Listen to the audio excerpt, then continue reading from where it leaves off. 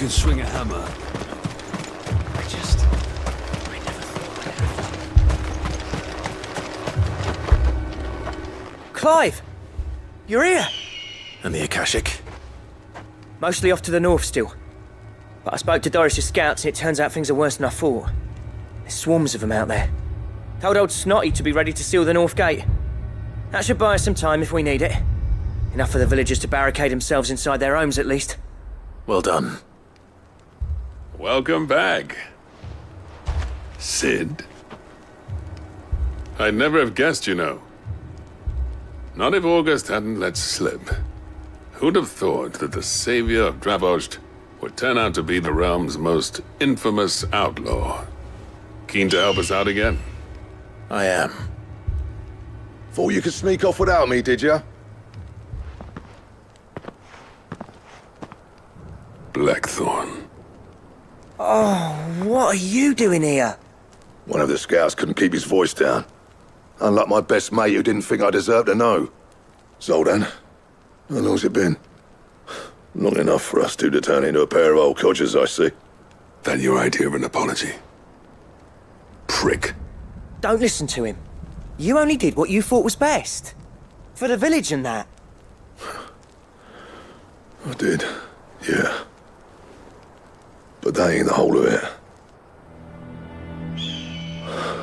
Vulcan, our master, didn't leave the chiefdom to the two of us. He left it to me. The best blacksmith in Dravost, barring himself, of course. Bloody stupid tradition, in my opinion. If someone's got talent, you should let them practice their craft, not ask them to settle petty feuds and barter for grain. Our master wasted half his life that way. I wasn't about to let that happen to me. So you wasted half of mine instead. You're what Dravost needed. Under me and my precious ideals, this place wouldn't have lasted a year. So I left to devote myself to the work and spare you lot the consequences. I may be a selfish prick, but I only did what I felt I had to. What you had to do was your duty! Even if it meant we all starved? Enough. This is no time for bickering. You can finish beating each other up once Dravost is safe. Fine. I've said my piece anyway. Yeah, so have I. Sorry, Clive. I shouldn't have stuck my nose in. We're short enough on time as it is. Still, give us a mo, would you? I need to get my head straight before any of them Akashic try to bite it off.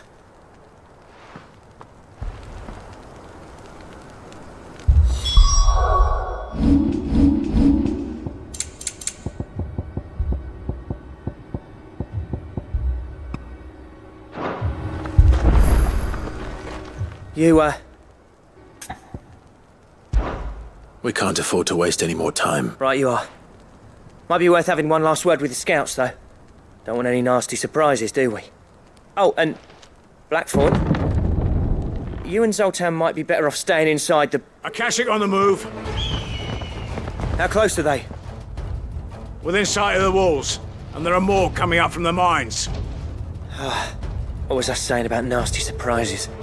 They'll wash right over us if we stay out in the open. We're pulling back behind the gates. Good idea. Get yourselves inside, but keep your weapons handy. Understood.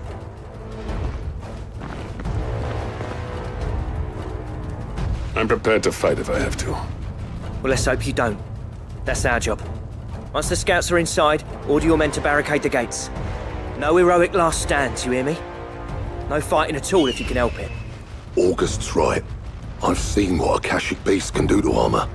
The people here are tough and willing, but they ain't equipped to face what's coming. I'm going out there. Start work on the gate as soon as I've left. I'll give you as much time as I can. And if they kill you? You evacuate. But it won't come to that. I promise. You'd better be right. Take good care of Dravost till I get back. Leave it to me. And give those things what for, yeah?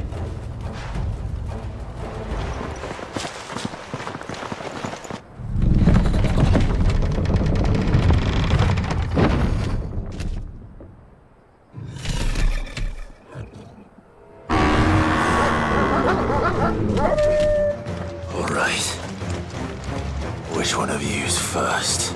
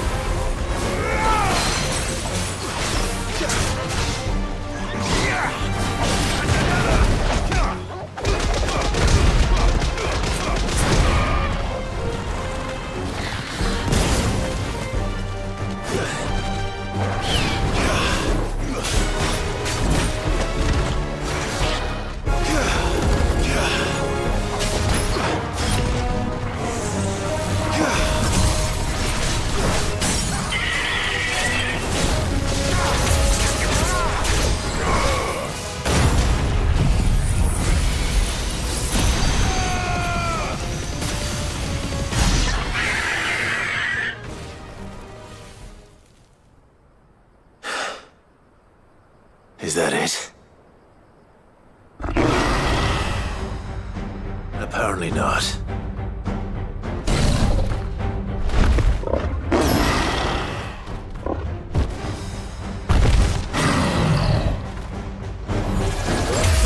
Not getting past me.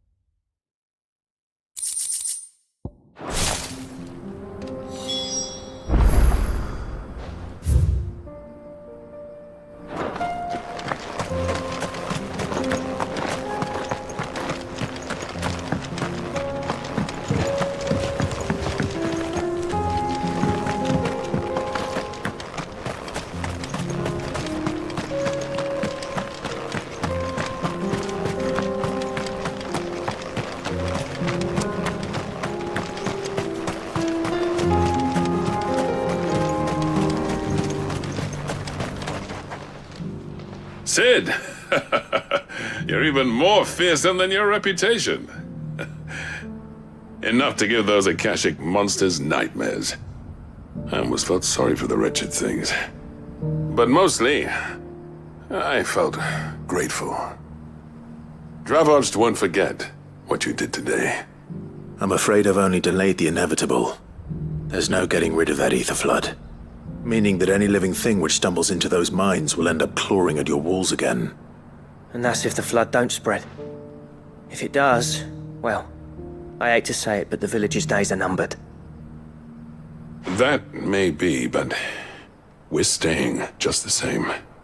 With ether floods springing up all over, it's no less safe than anywhere, and more importantly, it's our home. We'll fortify the gates to the north, and I'll see that they're guarded day and night. All right. Then we'll give you a hand shoring up those defenses.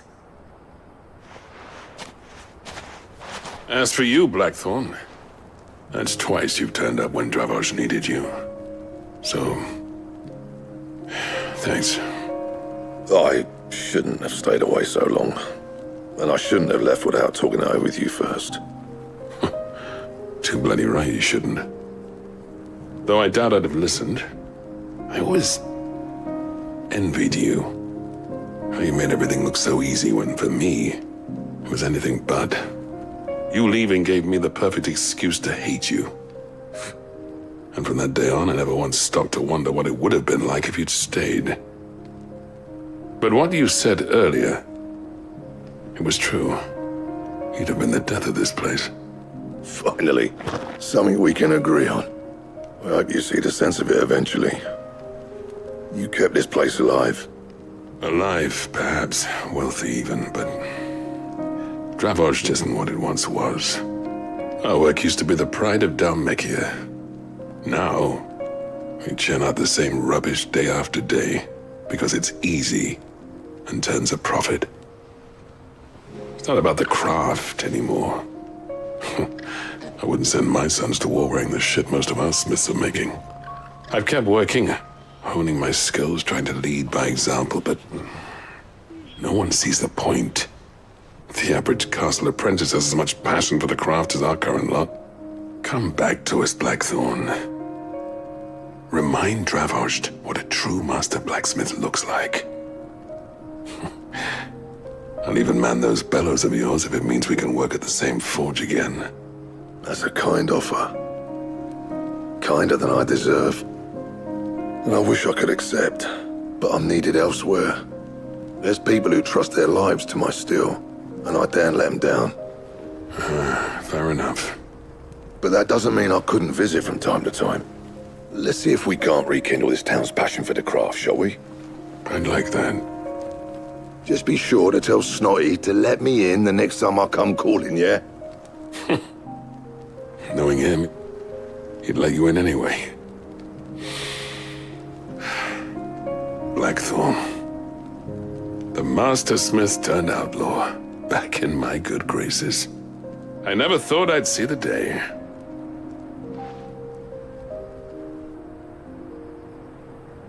I'd say that went pretty well, wouldn't you? Even better than I'd hoped. Sid, I've got something for you.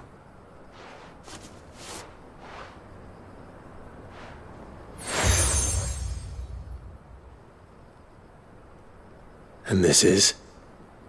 A token of our lasting gratitude. But I'm of a mind to make you a far grander gift.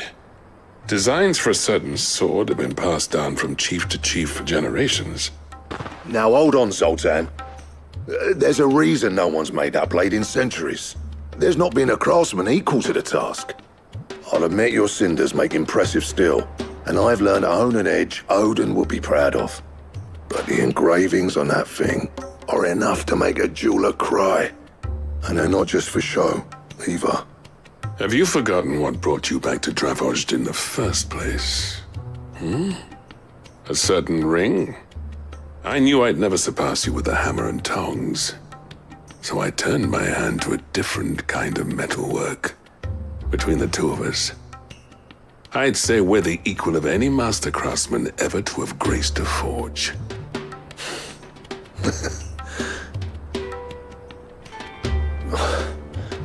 You know what? I think you might be right. Clive, you wouldn't mind if Zoltan came back to the hideaway, would you? He's more than welcome. As long as he can keep our secret. Right. Zoltan, get your tools. We've got a legend to forge.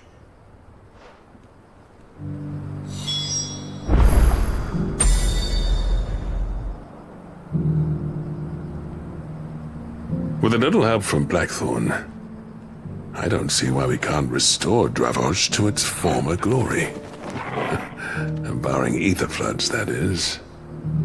I'll tell you what, Clive, if we pull this off, it will ruin every other sword you've ever held.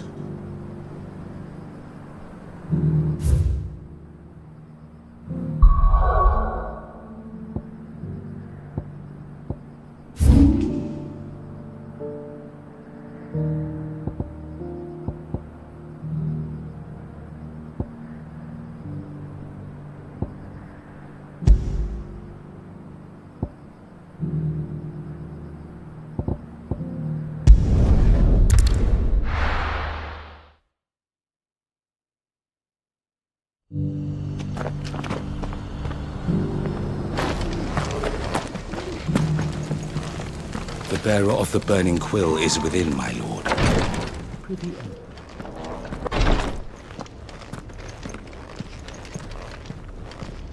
Lord Rosfield, is there aught the Undying might assist you with this day? Perhaps. My brother said that your order was helping him with his quest to uncover Ultima's origins. Have you learned anything of note since last we spoke? Little unless, I regret to report. I see. Be assured, however, that we will not rest until the truth is known. Even now, our archaeologians scour ruins in every corner of the realm for traces of Ultima's touch. Fallen ruins, I take it. Dating back as far as Phoenix Gate. Indeed. Ultima's thralls are oft sighted among the remnants of the fallen civilization, as if protecting the secrets concealed within. Secrets we'd see unearthed. Should our methods be of interest, my lord, mayhap it would please you to observe some of our number at work. Would that be possible? Of course. A survey is being conducted not far from here. Perchance you are familiar with Kretov, a small hamlet built around a fallen airship. I was due to visit my colleagues there to collect their preliminary findings, but if you would consent to do so in my stead, I'm sure that they would be honored to relate any discoveries they have made to you directly.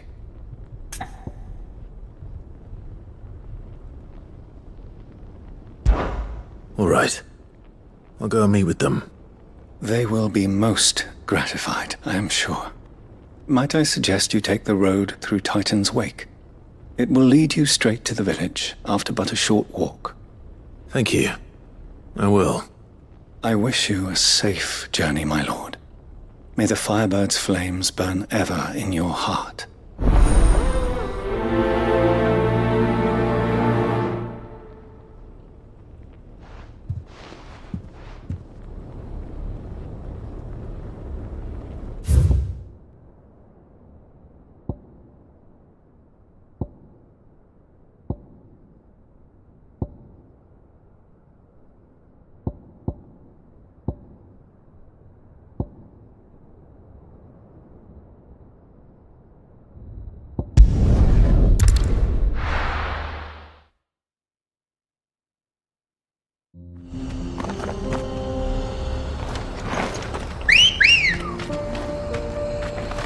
Good girl.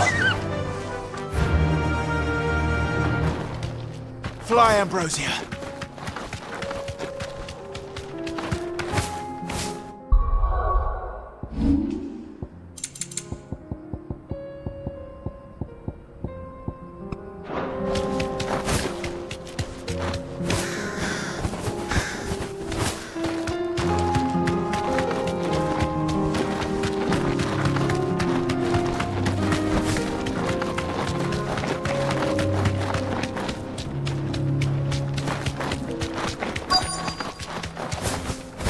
straight home now. This might take a while.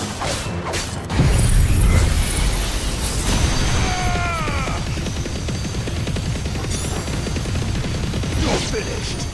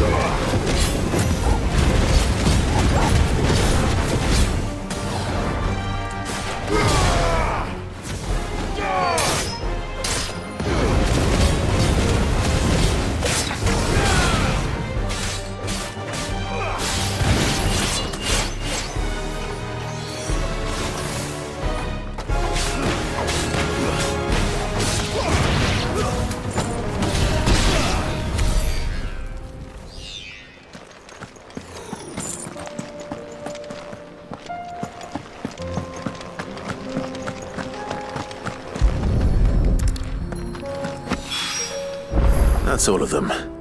Owen can uncross his toes now.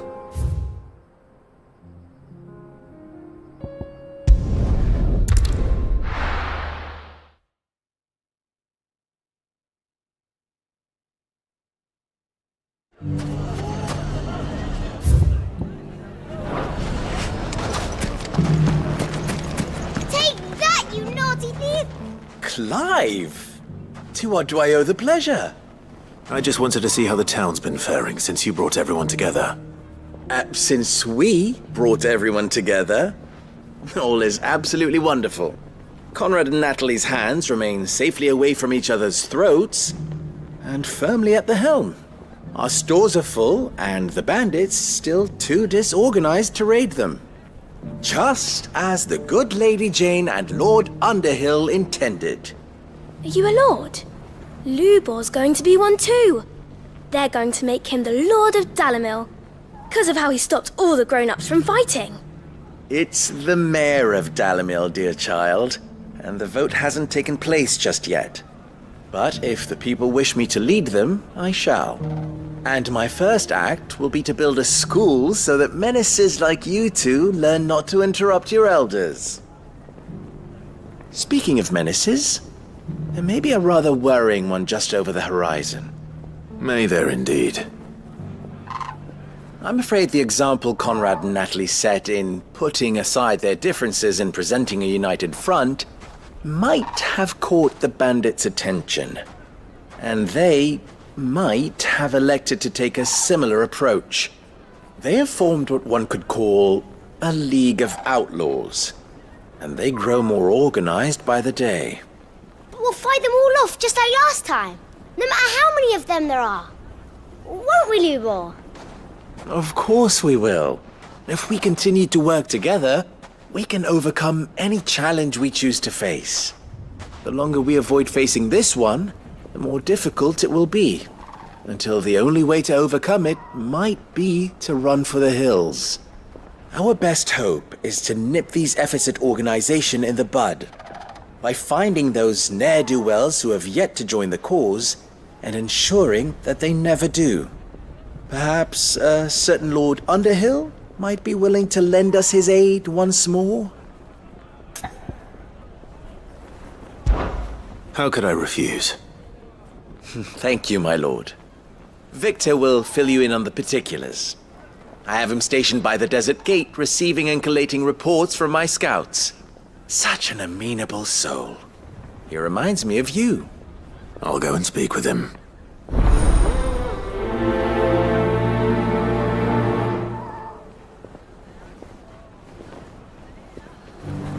What's the difference between a lord and a mayor? That's easy. One of them swings a sword, the other forges them.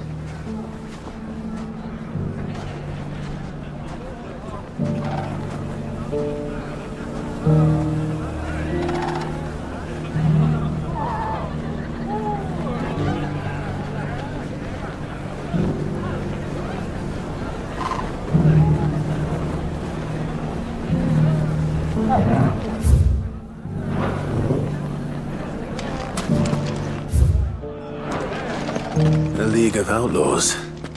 Sounds like we have some competition.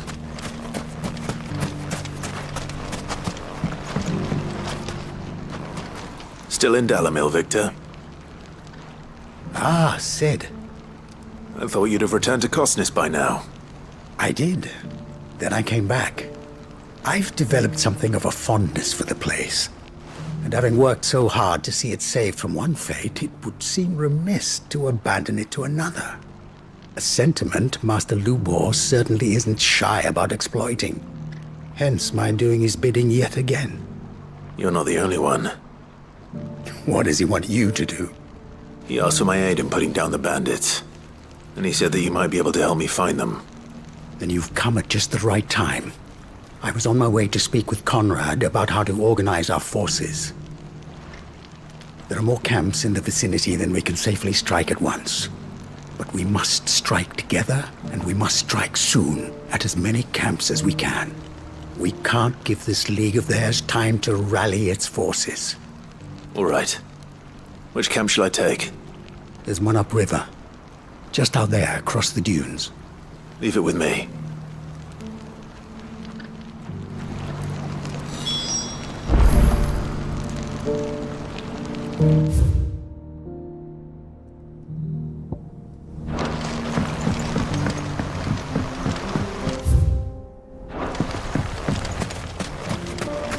Those ne'er-do-wells want to band together. Let them. There'll be no match for us. Come on.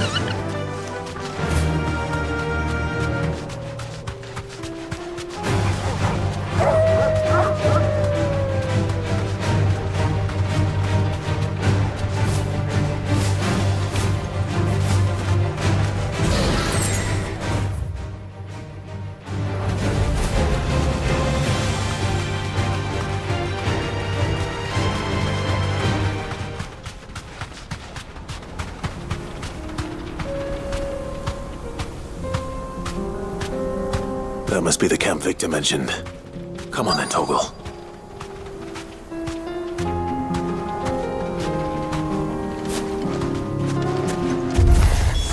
That's him!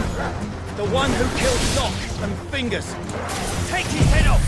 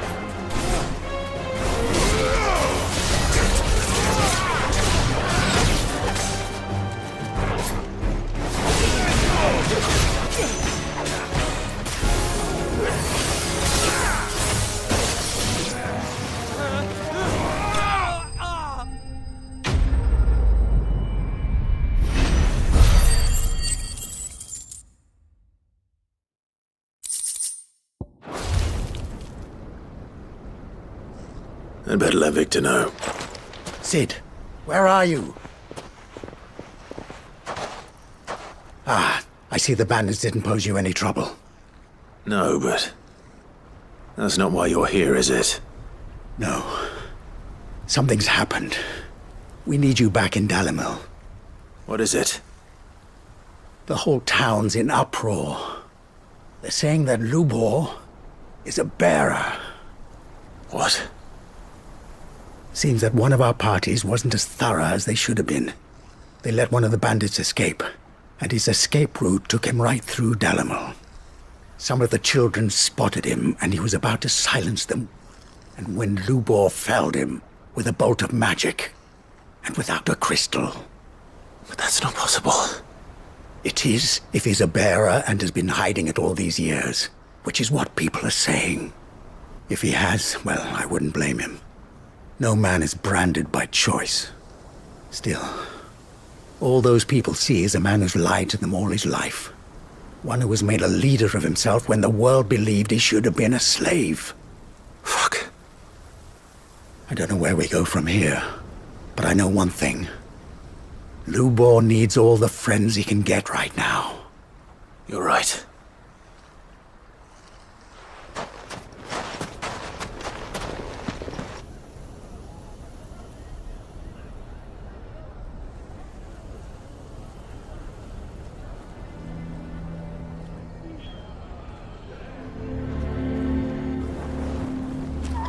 And now everyone knows.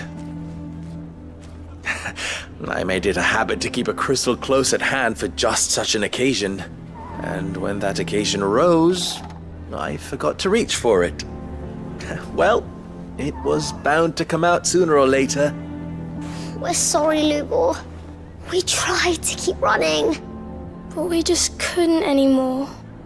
There's nothing to be sorry for. I rather enjoyed playing the hero for once. All that matters to me is that you two are safe. Look at him talking to his betters like it's nothing.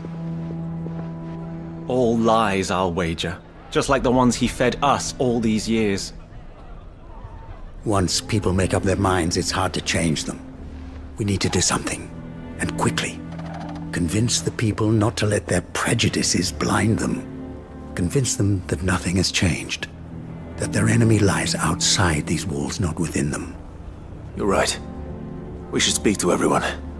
I'm glad you agree. I'll handle the townsfolk. I'm a Dalmec born and bred. They listen to me. You head to the tavern. Make Conrad and Natalie remember who Lubor really is. They know that Lubor and I are friends. I might not make for the most impartial of interlocutors. Lord Underhill of Randalar's League of Merchants, however, is a trusted and impartial mediator of note. I'll do what I can.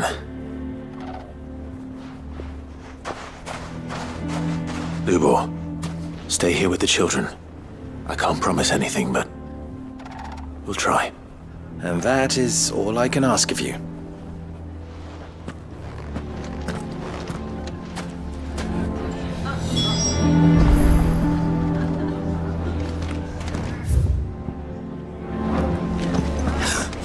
Why are you taking the bearer's side?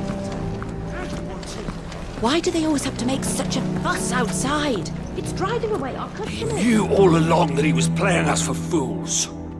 And we fell for it. We followed him. A bearer.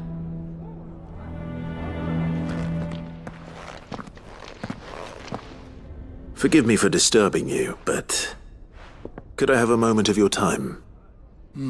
I've seen your face before. As have I. Lord Underhill, wasn't it? Of the League of Merchants. That's right. I wanted to speak to you about Lubor. The rumors that he's a bearer. All true, I'm afraid. He'll never be mayor now. Not if I have anything to do with it. But what of his wares? Bearer or no, his steel is highly valued throughout the Republic. In this at least, he's done the town a service. Might that not earn him a little leniency? Leniency? He pretended to be one of us when he was laughing behind our backs all the while. I'm sorry, my lord, but he lied to us. He lied to you. He cannot be trusted. So what do you propose? Will you drive him from his home? Close his forge? Perhaps. That is a question for the people of Dalimil, and they will thank you not to get involved.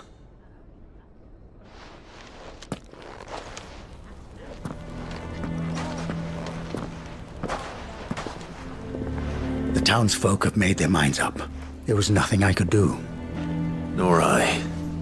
Conrad and Natalie refuse to consider anything but their own wounded pride. You never know. Once their anger is cooled, they might see things differently. For now, we should report back to Lubor. All right.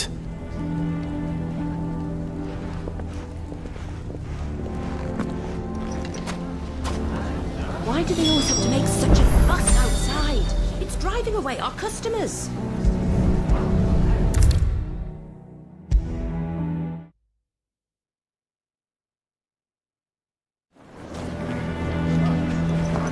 I assume the situation is hopeless? There's still hope. But...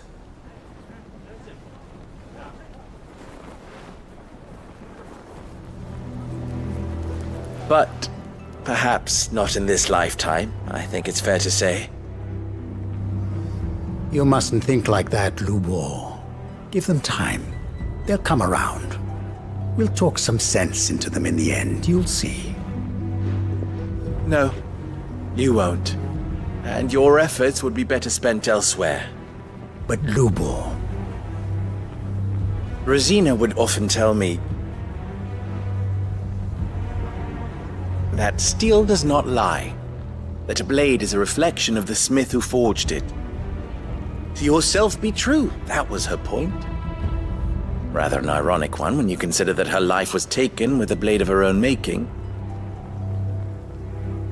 But I do not doubt that she was always true to herself and what she believed in, right to the end. And so must I be. I must do what I know to be right, no matter what others might think of me. And now, I know what that is. I must embrace my new role of villain so that the people of Dalimil have something to unite against. For only united can they hope to stand against the threat that awaits them.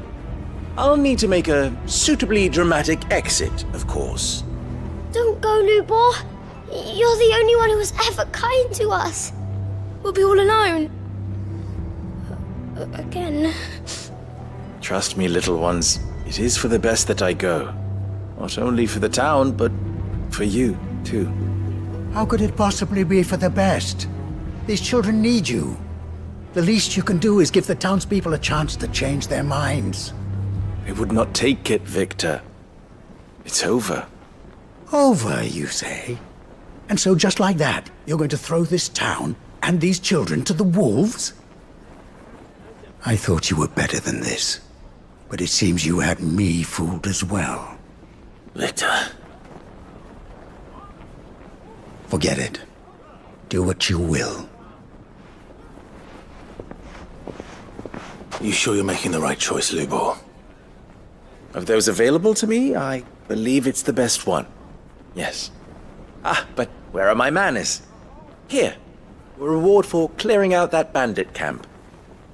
Right then. I have packing to do. If there's anything I can do. Anything. I'll bear it in mind. Thank you.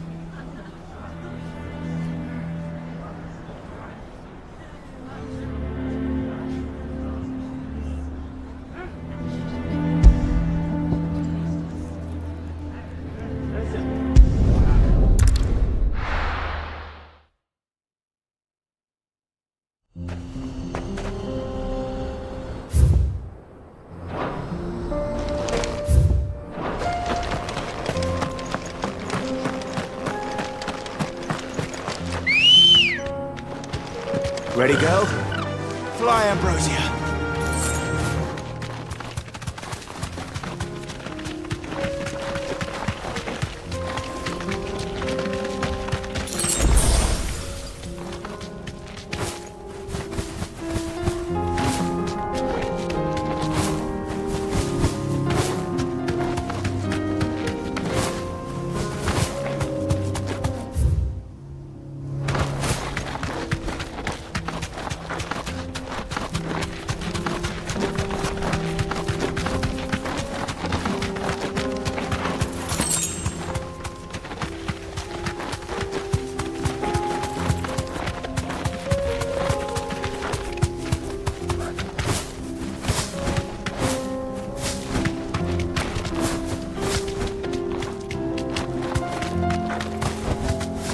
straight home now.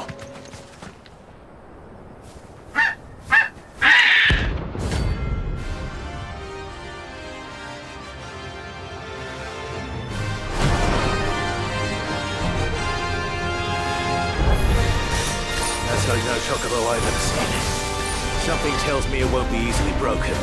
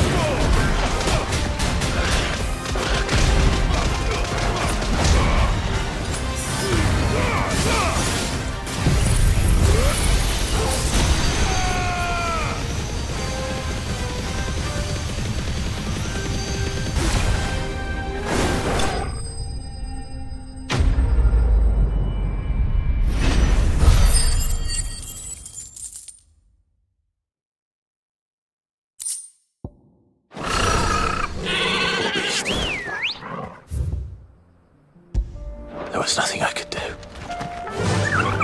Faster!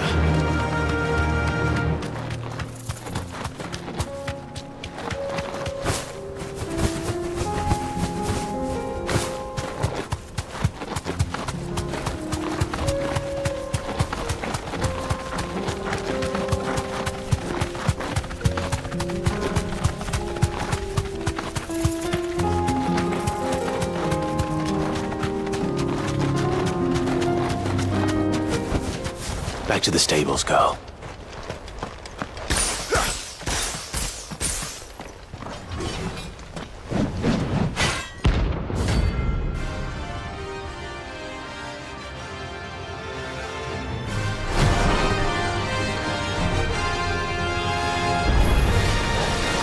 God's forsaken soul, eh? Only those who have nothing. So empty your pockets.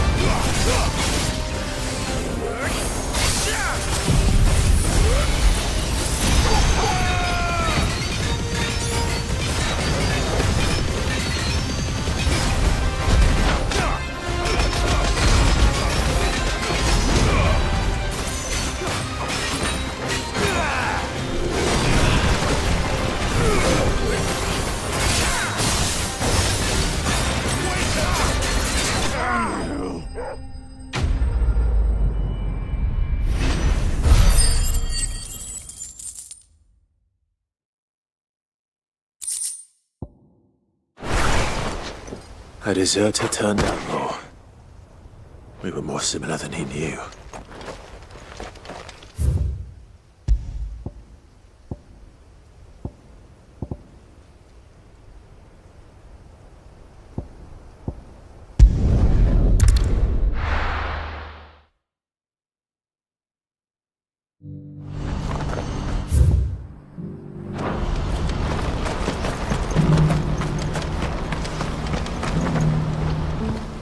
Clive, you'll be pleased to know that the negotiations are progressing well. That is good news. Yes. Our comrade in Randalar has just sent word that the contract should be signed very soon. But I still have much and more to prepare. It's a huge undertaking moving this many bearers at once. You couldn't do me a quick favor, could you? What is it this time? More wild beasts? Nothing like that. I just need you to go over to the caravans and ask El how long we have until the bearers arrive. Find out exactly how much faster I need to get all these supplies moved. All right. I'll go and ask. Thanks, Clive. I owe you one.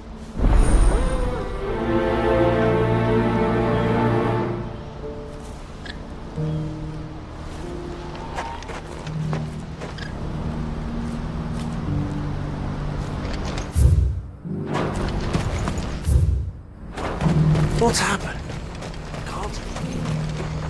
Well met. You've a discerning eye. Many thanks.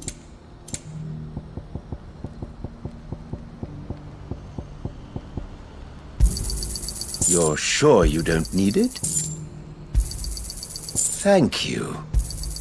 Just what I was looking for. You're welcome anytime. Don't blame yourself, El. This is their fault, not yours. I know, but... No buts about it, all right?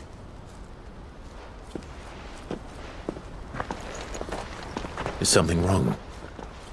Vonnie came to give me a message from our intermediary. The talks with the Republican army have fallen through. They've reached an agreement with the Silver Peak Consortium instead. Though prices have fallen of late, we deliberately offered above the going rate to try and deter other bidders. But the Consortium offered double what we did, and the army jumped at the chance. And you had no opportunity to make a counteroffer? None at all. And we were so close.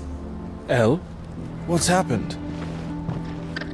I saw Vonnie leaving. She didn't look happy. And with good reason.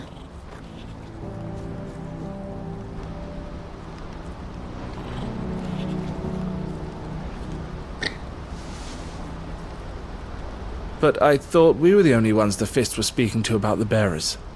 How did the Consortium even find out about this? It's not so surprising. They have ears all over the Republic. This isn't over. The Consortium will have to sell these bearers eventually, and at the price they paid, buyers will be few and far between. I'm going to Randalar myself. Alone? You sure that's wise? Are you offering to be my bodyguard? How kind.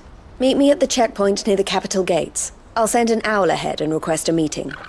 You go to Cashlock, Theo, and get everything ready. We've waited far too long as it is.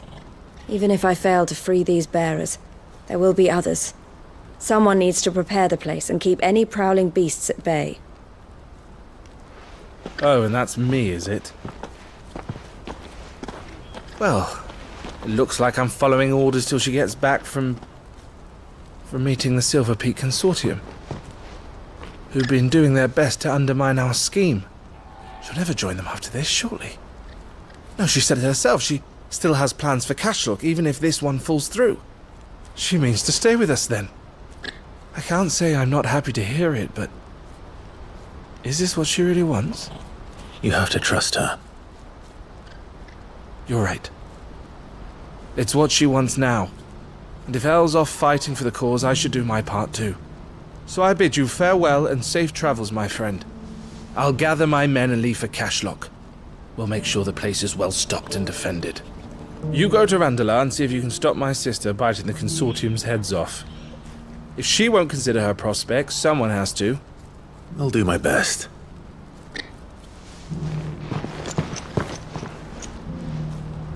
right. To Randalar, then. And better not keep Eloise waiting.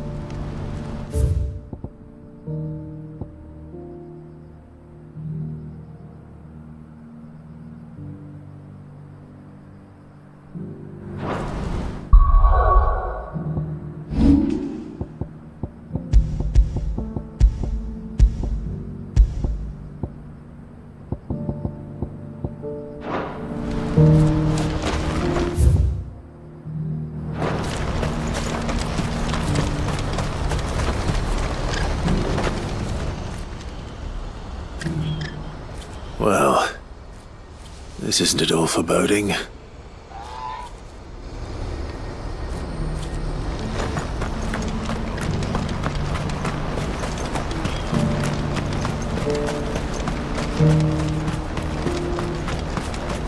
What I wouldn't give for a hot meal. Looks like this is the end of the road for us. When are they gonna let us through?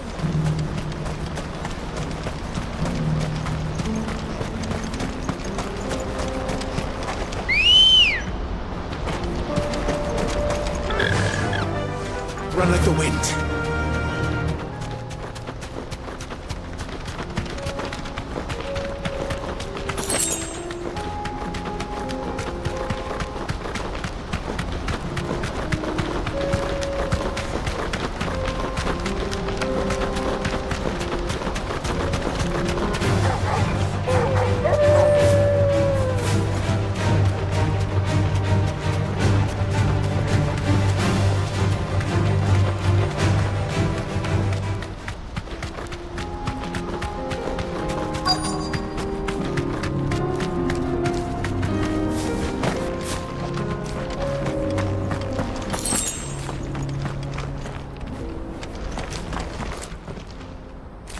I hope I didn't keep you waiting. Did you arrange to speak with the consortium? Here they are now. You wish to consult with me? I did. It's about the bearers you recently purchased from the Fist. We had all but finished making arrangements to buy them ourselves, and then you stepped into the fray. You misunderstand. The consortium had an interest in purchasing them from the very first. It was only our regard for you that kept us from bidding. But your hesitancy in accepting our offer to you suggested that the regard was not mutual. And so we resumed our business. I did not hesitate. I am simply not inclined to make such decisions without first giving them due consideration. But what is done is done. Come then. How much do you want for them? Alas, you are too late yet again. We rarely take on such unconventional merchandise without a purchaser in mind. The bearers belong to him now. Who is your buyer? A trader from across the water. A most demanding fellow, if it's any consolation. He insisted the bearers be fed, dressed, even given their own bunks for the voyage over. That's what you get when you deal with continental types. I wouldn't know. Oh yes, the culture on the continent is quite different to ours. They pay good money for bearers not fit for the knacker's yard, and treat them like kings. But as long as they pay... That does sound unusual. No matter then. If they've already left our shores, there's little that can be done. Allow me to withdraw my interest. And with it, my interest in joining your organization. My associates will be sorry to hear that.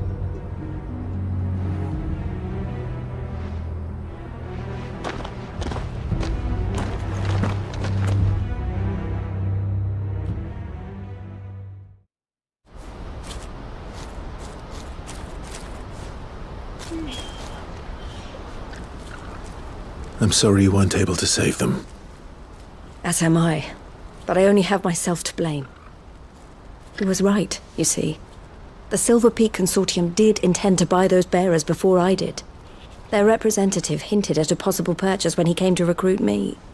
I feigned interest in joining them in the hope he might be encouraged to tell me more. And he did just that.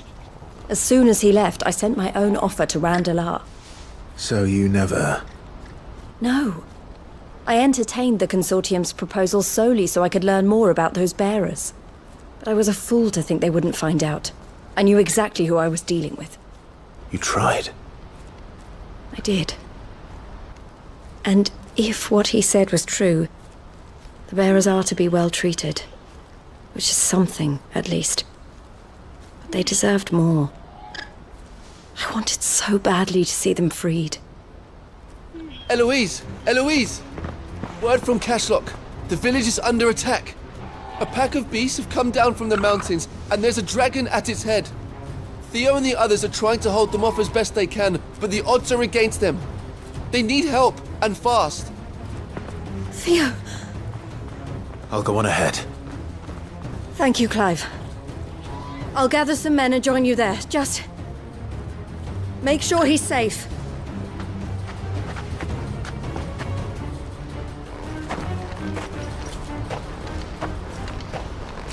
Hold on, Theo. I'm coming.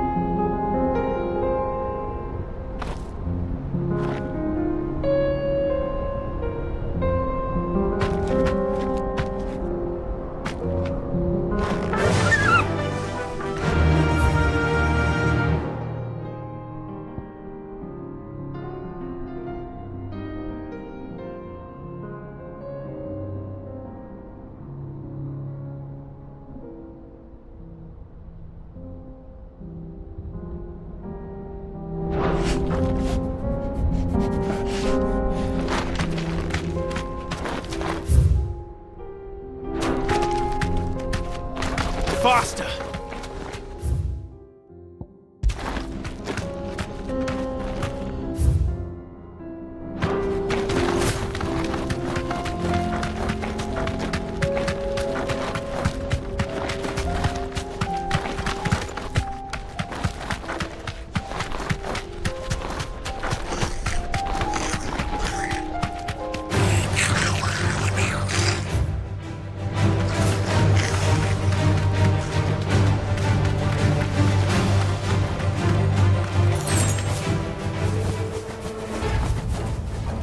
To the stables, girl.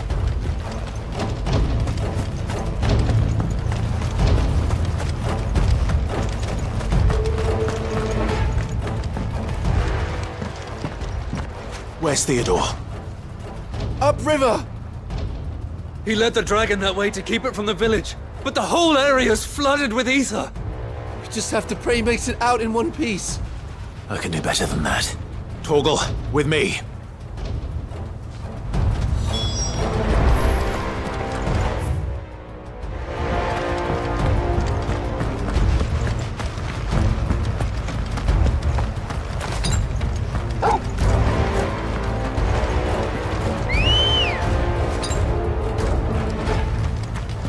Come on.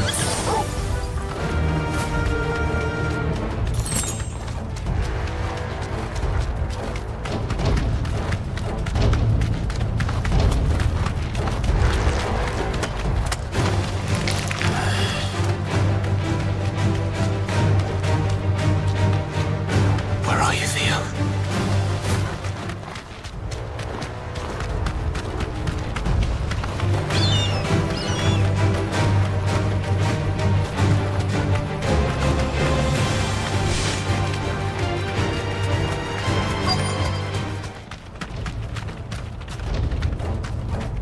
Safe.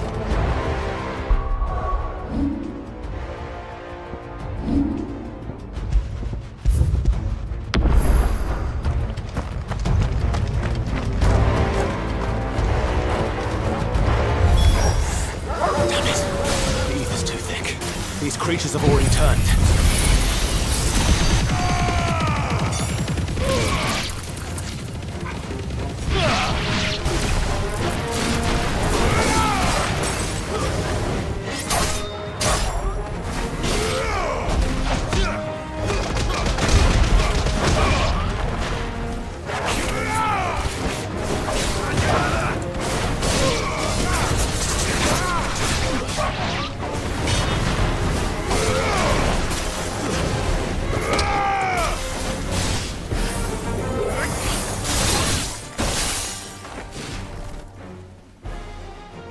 can't waste any more time. I need to find Theodore before that dragon does.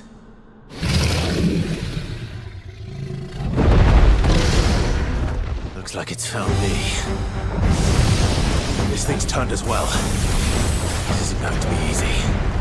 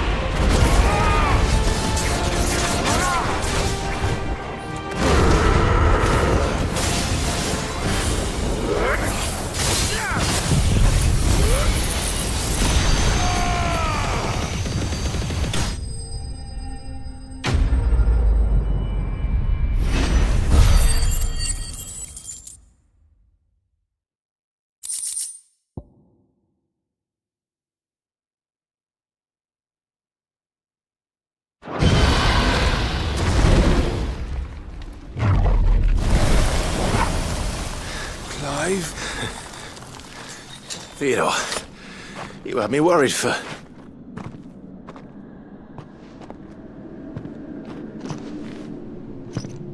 We have to get you out of here.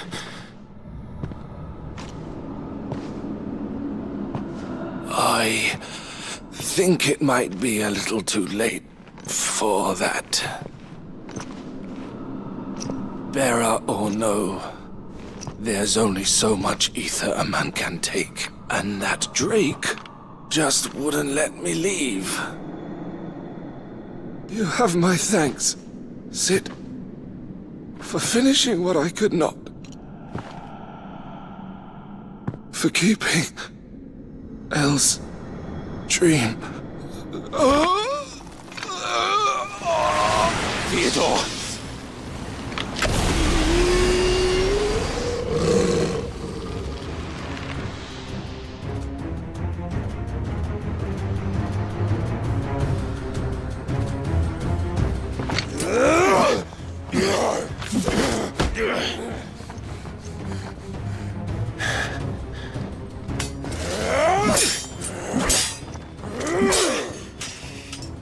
Don't make me do this. Stop it, Theo! Stop! Stay back, Eloise! He's turned. And so will you!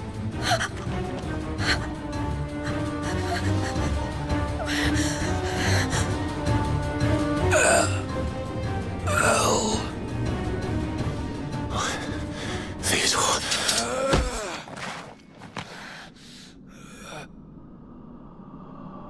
Take care of my sister. Theodore, wait. Goodbye, Elle.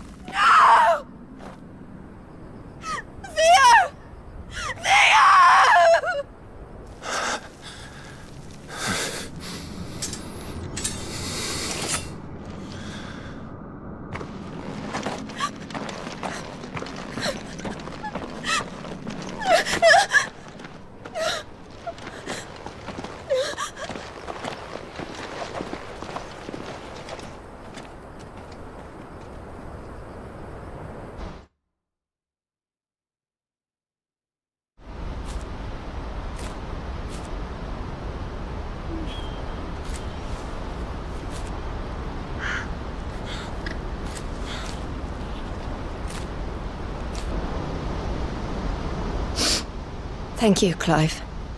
I think I'll be all right now. That was true bravery he showed. Leading the dragon away from the village like that. His first instinct was always to protect people. To put others' well-being before his own. And now he's gone. Because I sent him to that place, against his will. It wasn't against his will. He was ready to do whatever it took to show you he could stand on his own. So that you would finally be free to live your own life. To live my own life? He never could come to terms with the choice I made. What exactly happened? You once told me Theo was the first bearer you ever helped.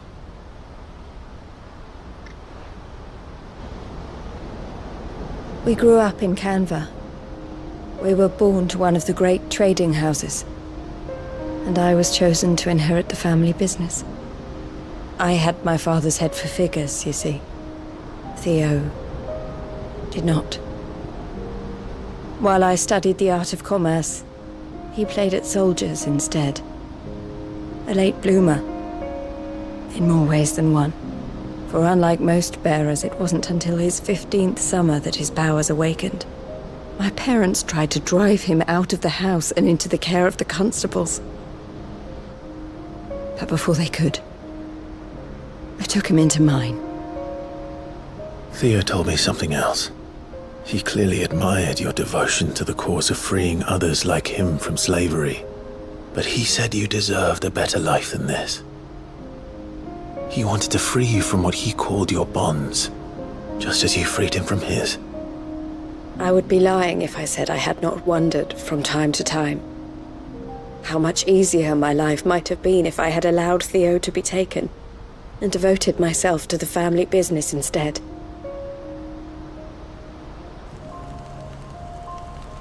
But I have never regretted the decision I made.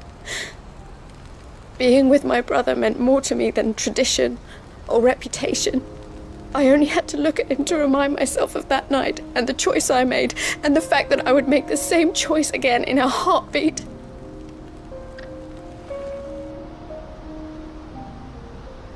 He was never a burden. How could he even think that? If anything, I was the one who weighed him down. You weren't, Eloise. He said it himself, that he had always been grateful to you for saving him, and that he wanted to repay you by letting you live the life you were denied. Neither you nor Theo weighed each other down. You loved one another. You did whatever was necessary to continue living your lives together, and you always would have. You're right. All I ever wanted, all I ever did, it was so we could be together. Oh, Theo, why did you have to...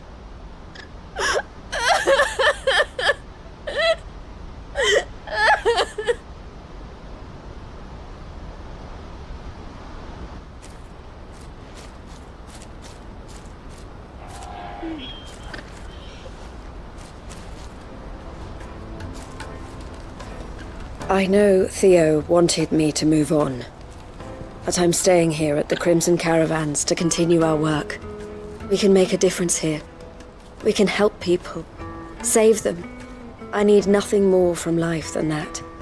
So I'll carry on doing what we do, ensuring that goods, people, bearers get where they need to be, bringing smiles to people's faces just like we always have, and to Theo's, wherever he is. This is the life I have chosen. The life I will always choose. I've made a choice of my own, to continue helping you however I can, whenever you need it. Thank you, Clive. Let's go on together then. For Theodore.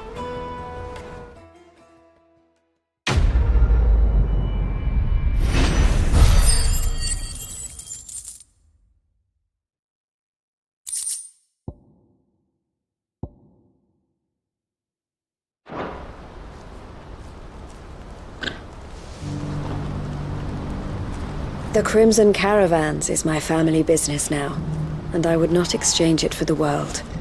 I brought Theo here to be safe, and I have never looked back since.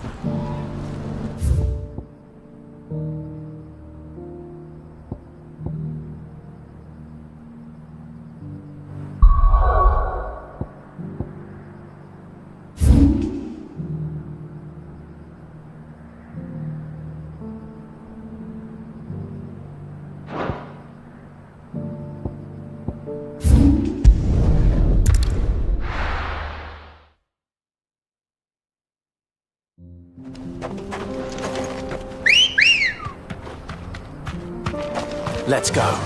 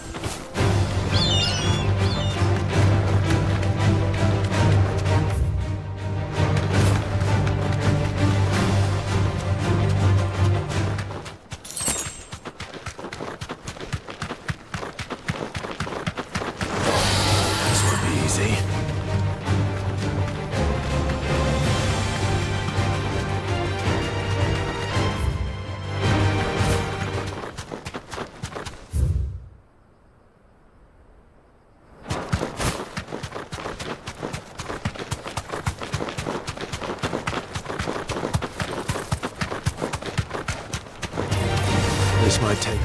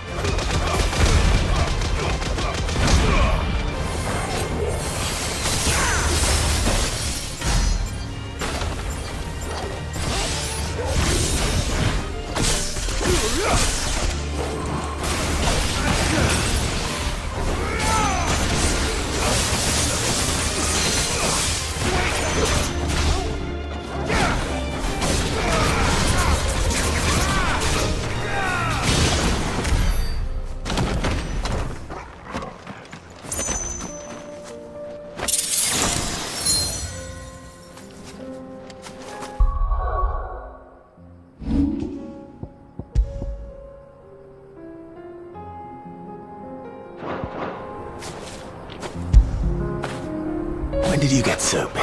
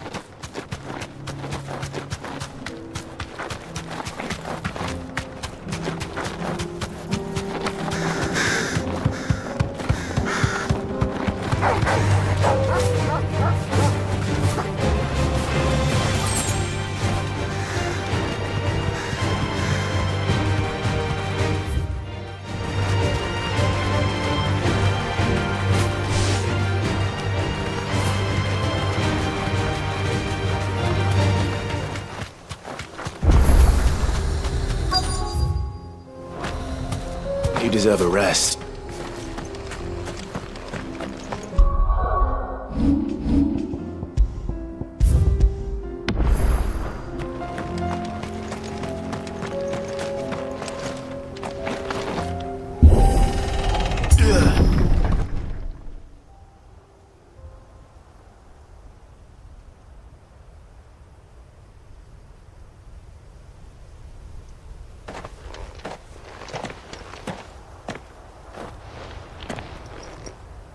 Oh no.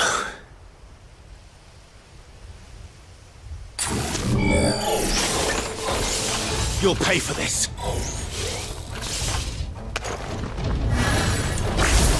still be survivors.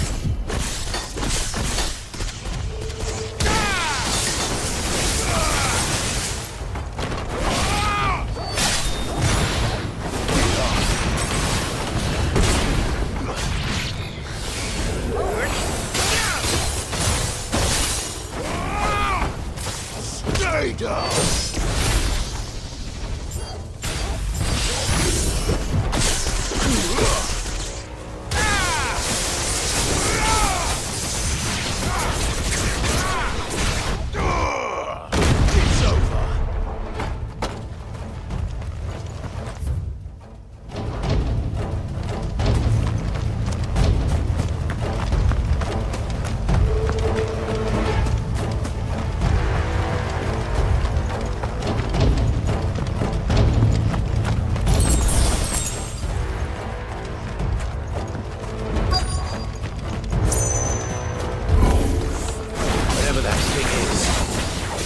Say it's their leader.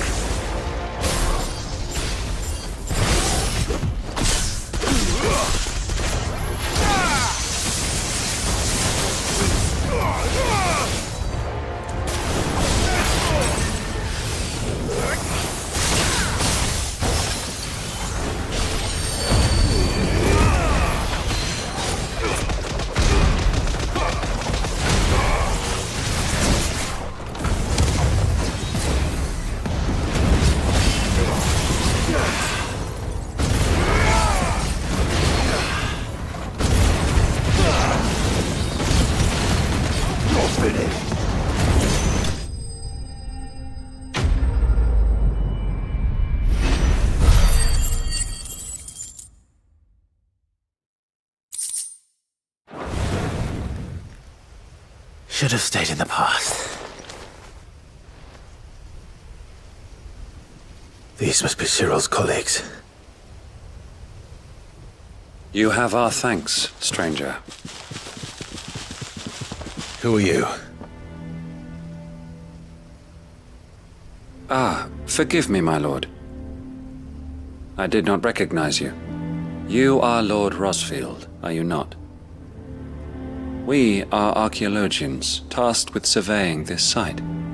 When the echoes appeared, our brothers here occupied their attentions. Thanks to them, and to you, we were, for a mercy, able to see our duty to its conclusion. You call that a mercy? Your brothers might still be alive if you put their safety before your duty. Surely this survey wasn't worth dying for. We are charged with uncovering Ultima's origins. A duty of the highest import, as I'm sure you will agree. And you think your dead brothers would agree with you too? I know they would. They gave their lives for the cause, an honor to which all Undying aspire. Now, to what do we owe the honor of your presence, Lord Marquis? Cyril told me of your work here, and I agreed to collect your findings in his stead. I see. That is most kind. Pray, take them then, with our humble thanks. May the Firebird's flame burn ever in your heart, as it does in ours.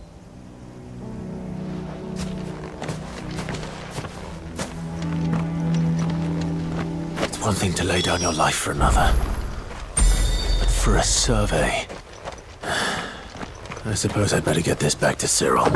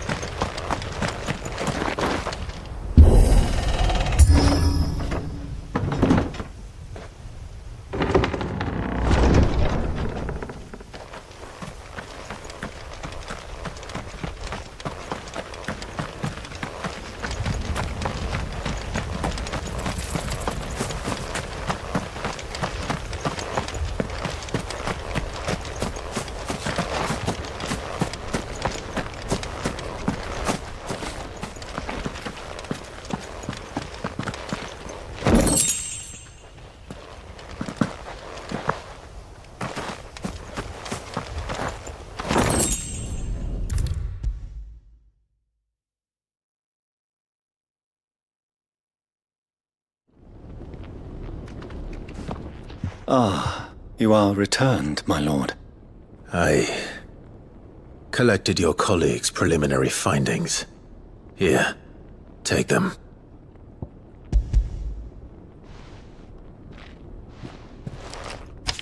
My thanks.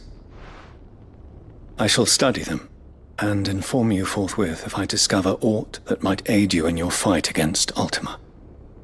Cyril, your survey party suffered several losses in Kretov. Losses which could have been avoided, had the others not chosen to complete their work, instead of saving their friends. Were these your orders? No. This was their choice. Every Undying devotes his life to the service of the Phoenix. It is our sole duty, and should we die in discharging it, so be it. Even when death is avoidable. My lord, I fear that this is not a point over which it would be fruitful to argue. The Undying have served the Phoenix for countless generations, and your opinion of our methods, however earnest, is not like to change them. We live to serve the Phoenix. Our very order exists for that purpose, and that purpose alone. Cyril, I know that you and your brethren answer only to Joshua, but allow me to offer you a word of advice. It does not further the cause of the Phoenix to have his loyal followers surrender their lives without good reason. Provide your survey parties with an escort, that they might live to do their duty for years to come. Think not only of how you can serve the Phoenix, but how Joshua would want you to serve him. Please. For all our sakes. I thank you for your advice, my lord.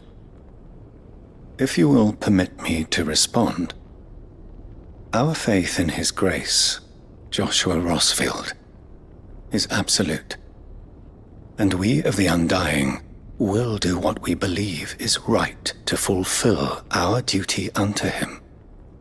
As first shield to the Phoenix, I am sure you understand what it means to do one's duty. I do. Then we are of the same mind, and it is my hope that we may continue to do our duty together.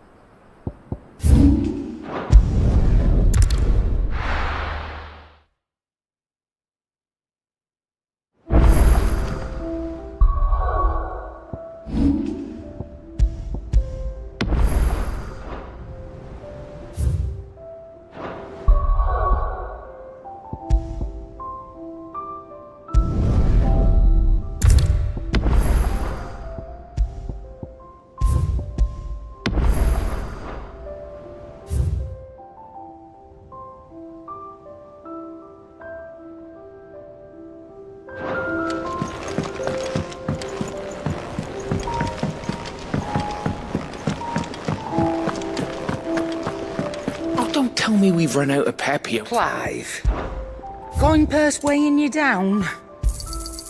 You're rubbing me blind, you know. Let's not be greedy now. Come again. Or don't. I'm not much bothered either way. Ah, the man himself. We were just about to make a start on that sword I promised you. It's funny, but none of this would have been possible without your help.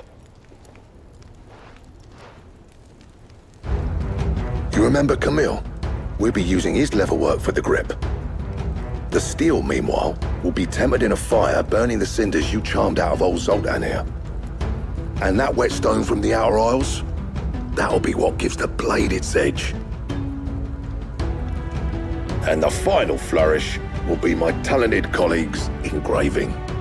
A team effort led by the greatest blacksmith alive. Now, save that talk till the thing's finished, yeah? Right. I'm ready if you are. To the bellows it is, then.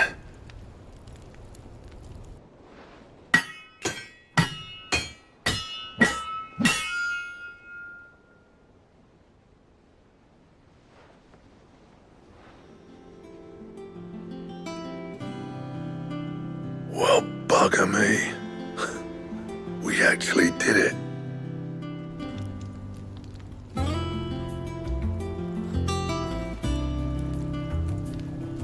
The sword to end all swords. Ragnarok. It's quite something.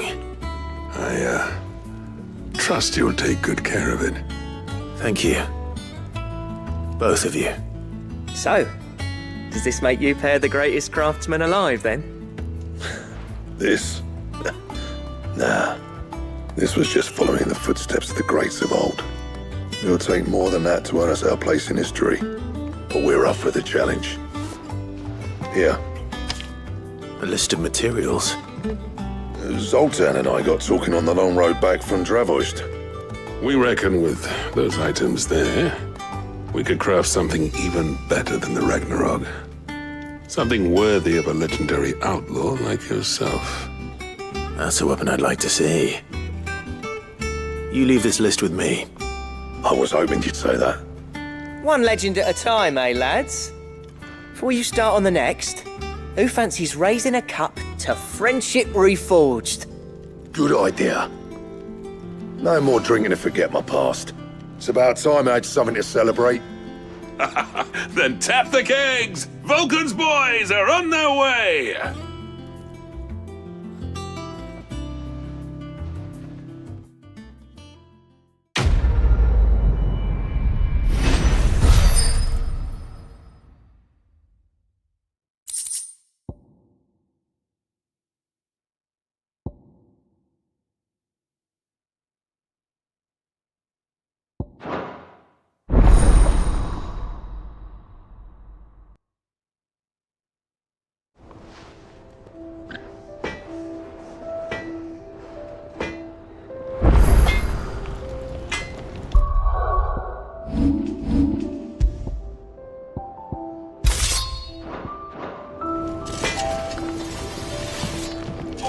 What do I owe the honor?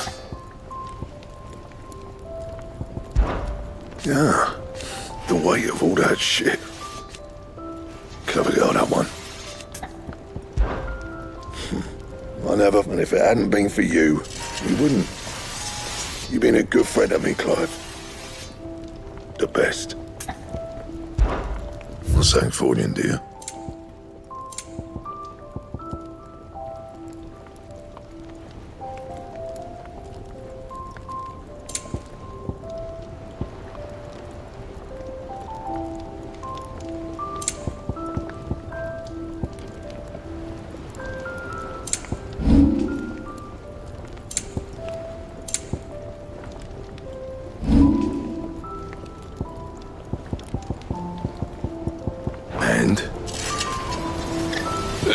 No need to thank me for the sword.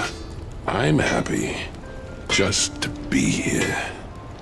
You've built a fine home for yourselves. And I can see why Blackthorn's so taken with it. Look after the old bastard for me, will you? I'll be off soon, but next time you're in Terakhir, be sure to pay me a visit. Snotty'll let you in. Do you reckon we finally got to the bottom of Blackthorn's troubles then? That'd be something, eh? Now, he wouldn't be Blackthorn if he didn't give us the odd scale. Don't tell me you've run out of Papio nuts and all. These days.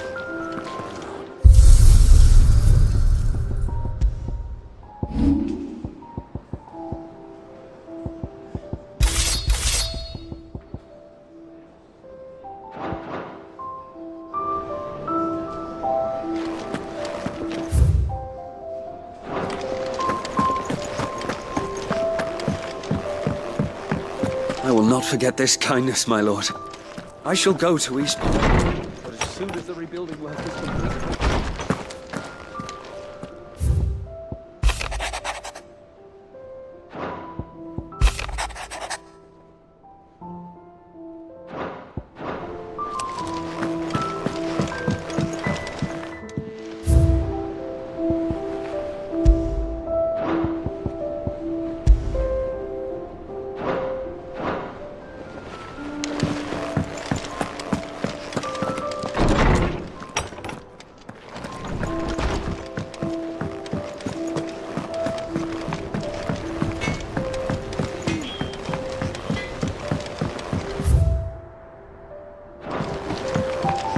Have you tried Molly's lemon tarts? I've never had anything so delicious.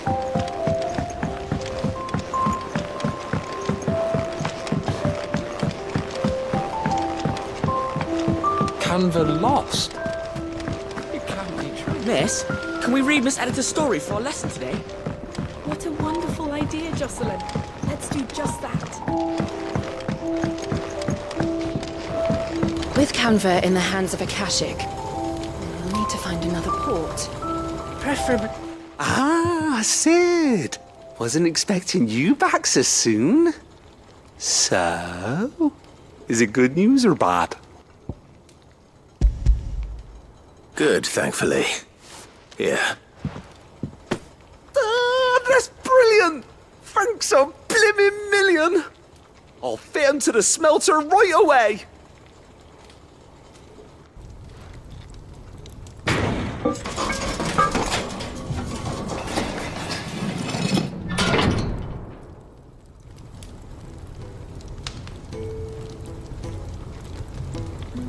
May I present to you the Telemon Furnace! Ain't bad, is she? She's a beauty. You saved my bacon again, Sid, and I ain't about to let your good deed go unrewarded. It's fine, really. My bag's flexible enough already. Oh, don't say that. I'm sure I can make a few improvements to it yet. You could just buy me a bigger... How about that clasp? Looks a bit stiff. Reckon you could loosen it up and make some more room? And I reckon I know how. With a new alloy we've been working on. The Telemon Furnace was just what we needed to perfect it. It's a metal, see? So it's lovely and strong, but it's also, well, stretchy, if you can believe it. Stretchy metal. Well, if you insist. That is the spirit. You'll love it, I promise.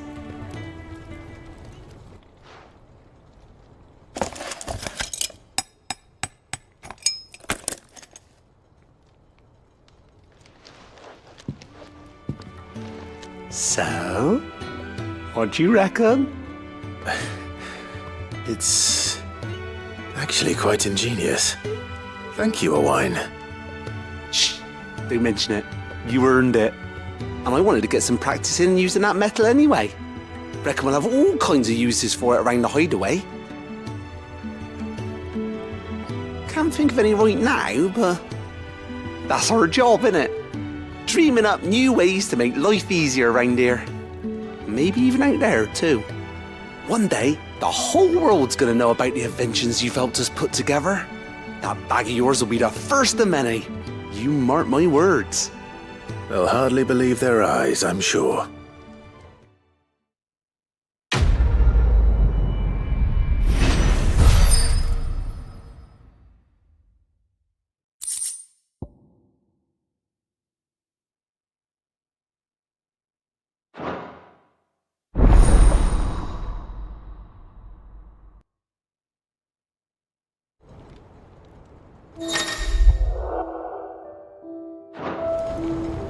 Right then, let's get back to work.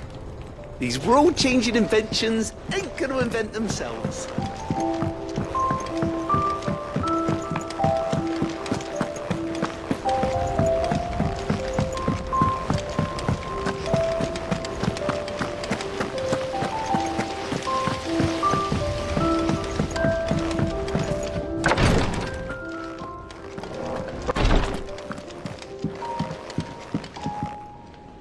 Yote, I brought back all the stone and water I could find. Will this be enough?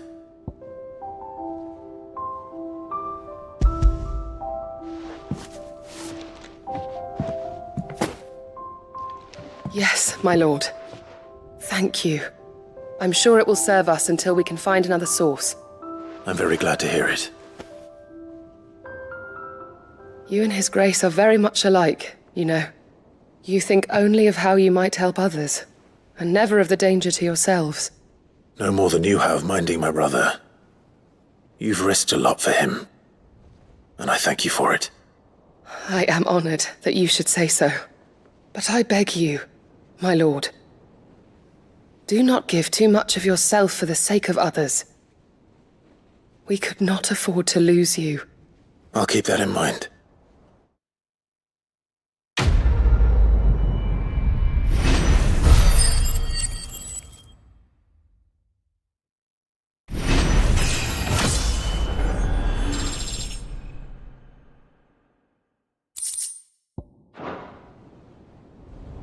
You and your brother really are alike, my lord. Though selflessness is a virtue, I beg you, please take more care of yourselves. He swears he'll take his medicine, but it's up to you to see that he doesn't just take it with him.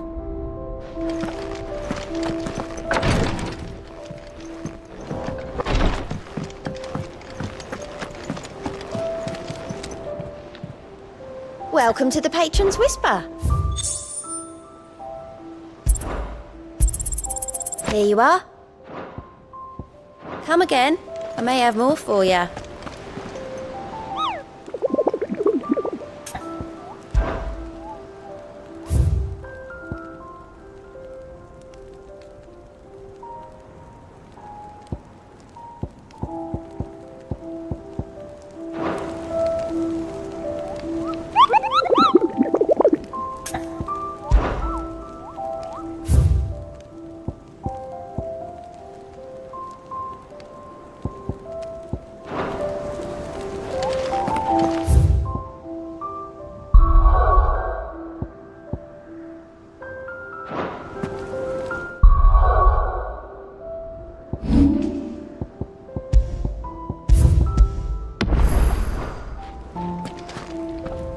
Is something wrong? Not at all. Honestly. Can't a man wish his friend farewell? Just wanted to let you know that I'll keep things in order while you're off saving the world. I'll hold you to that.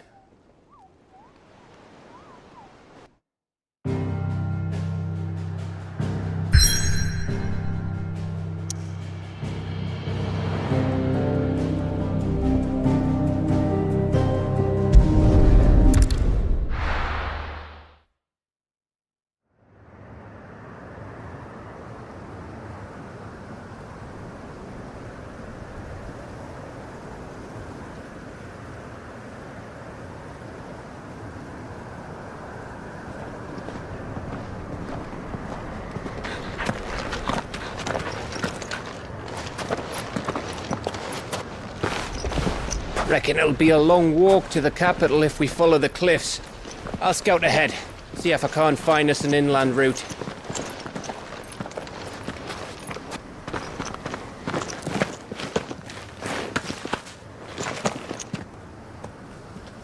Clive.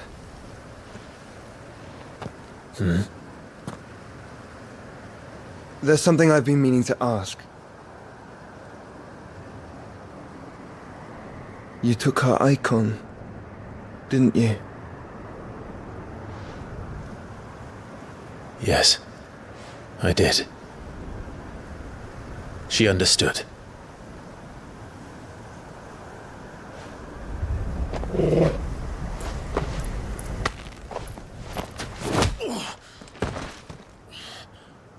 Oh, she understood.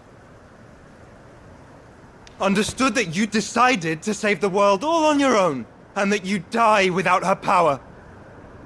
How dare you make her choose? You knew damn well she'd never refuse you. But I will.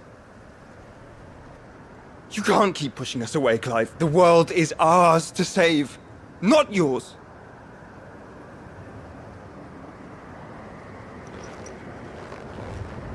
I used my gift because I thought it was the right thing to do.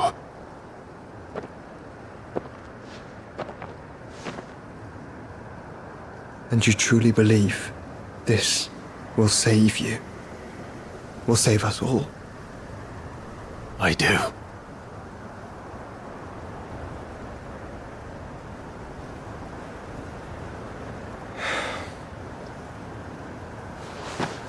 Then so be it.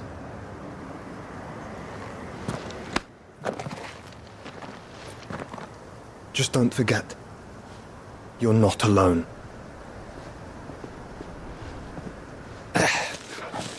Think I found us a trail. Did I miss something?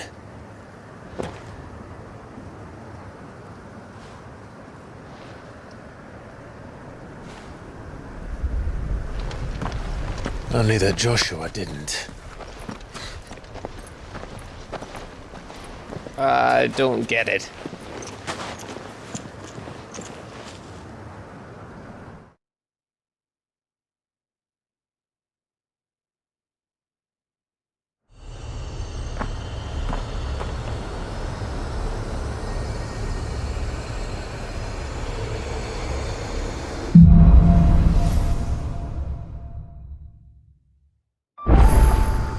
Always wanted to visit Ash.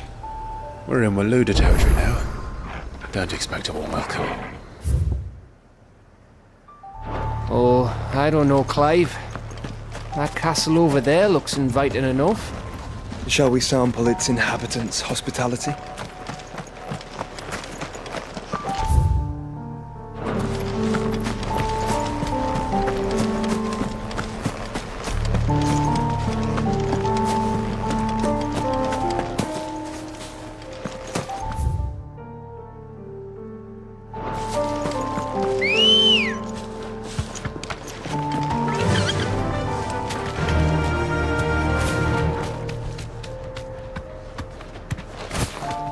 Remember what I said about warm welcomes, Gav?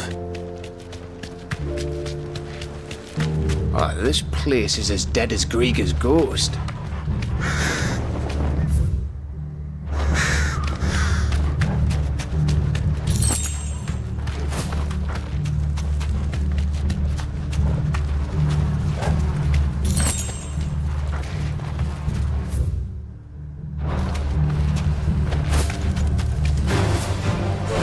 I knew I smelled something.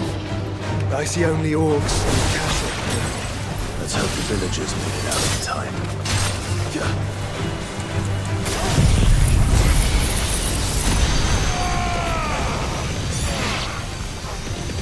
It's over.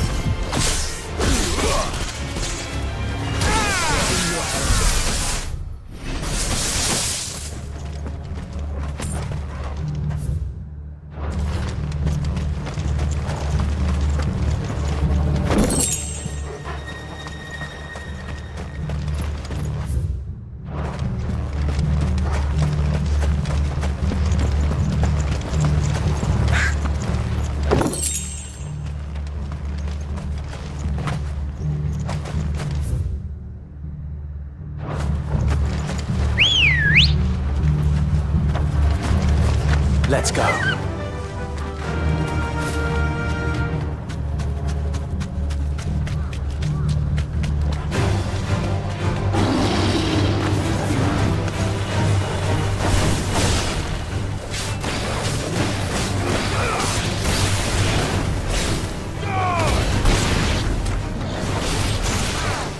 Too slow.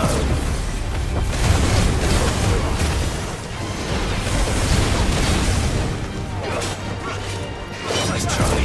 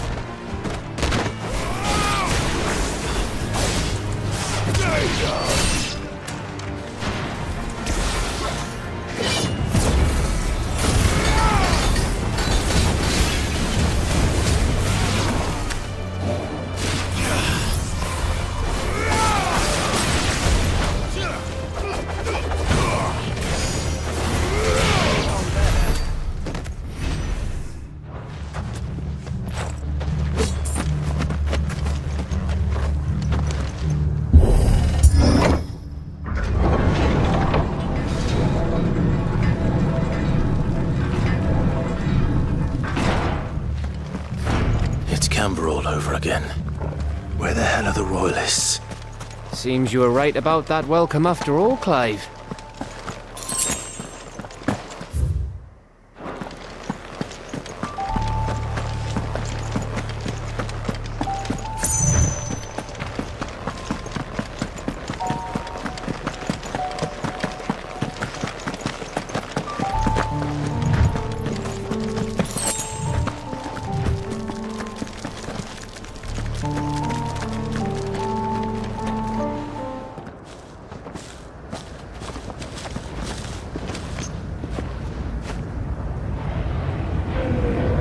Aye.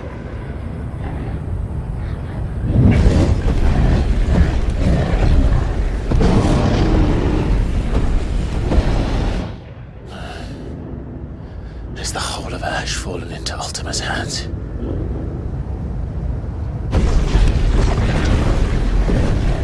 That's no peace delegation.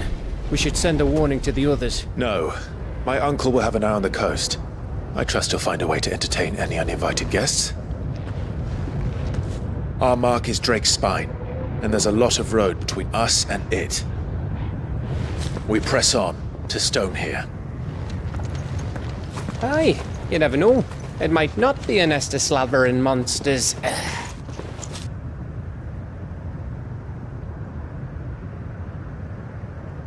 Clive, you must go on ahead without me. This stronghold is as old as Phoenix Gate, perhaps older. It may yet hide Ultima's remaining secrets, and if we are to best him, they must be unearthed. All right. Stay out of trouble. I always do. Mostly.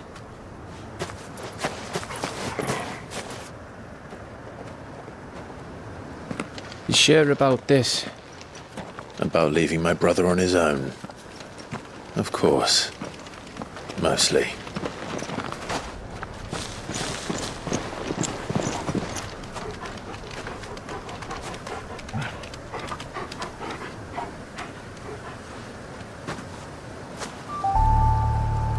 Lady Vivian's map is so old it's hard to tell which way is up. But if I'm right, we're not far from a village called Aistla. Then we make our way there, resupply, and wait for Joshua.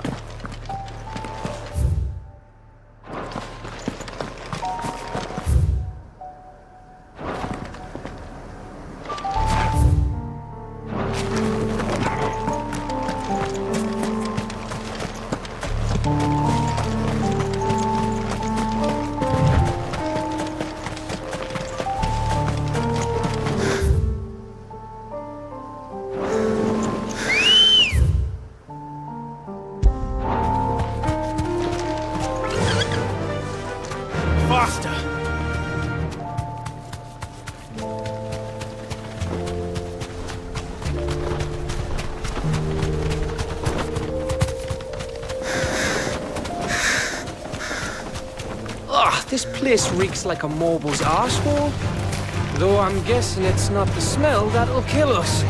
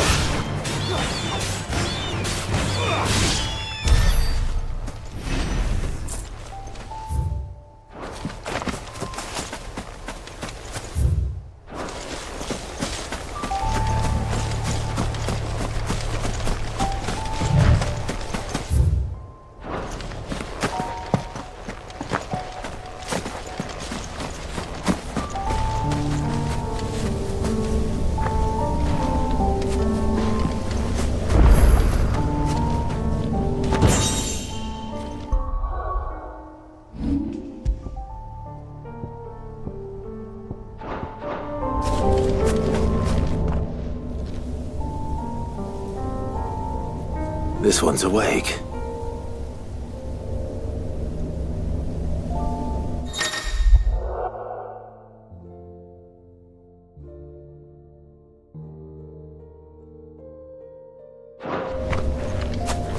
Let's see what's inside.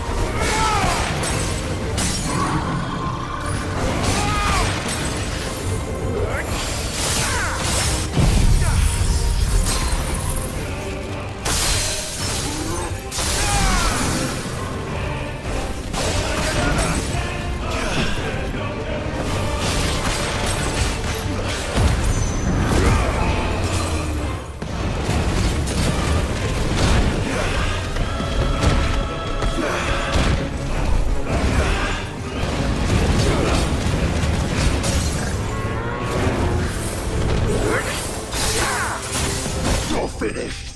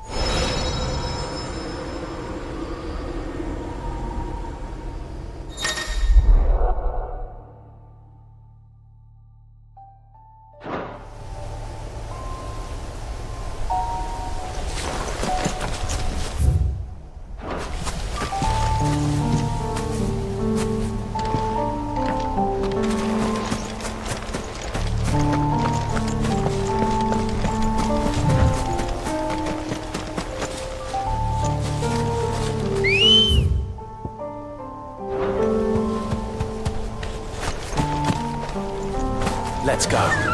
Fly, Ambrosia.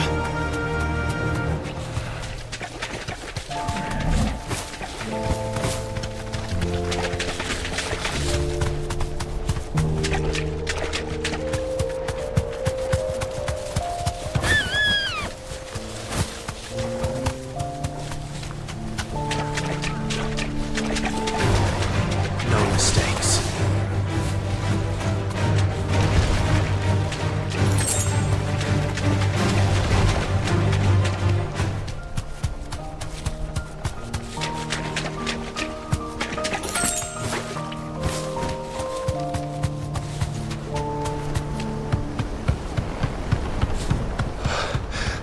Bahamut's breath. Don't look down, Torgal.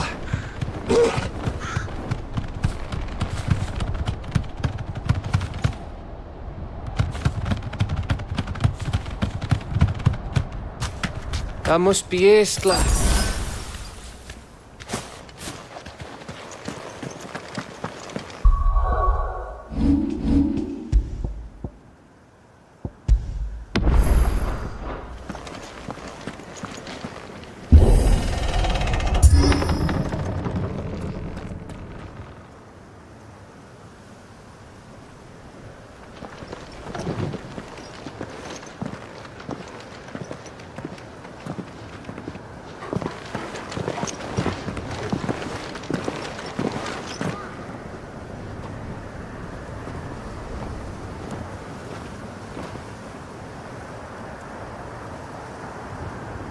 What do you think, Clive?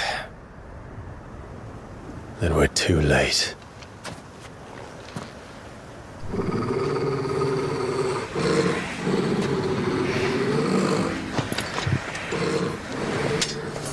Damn it.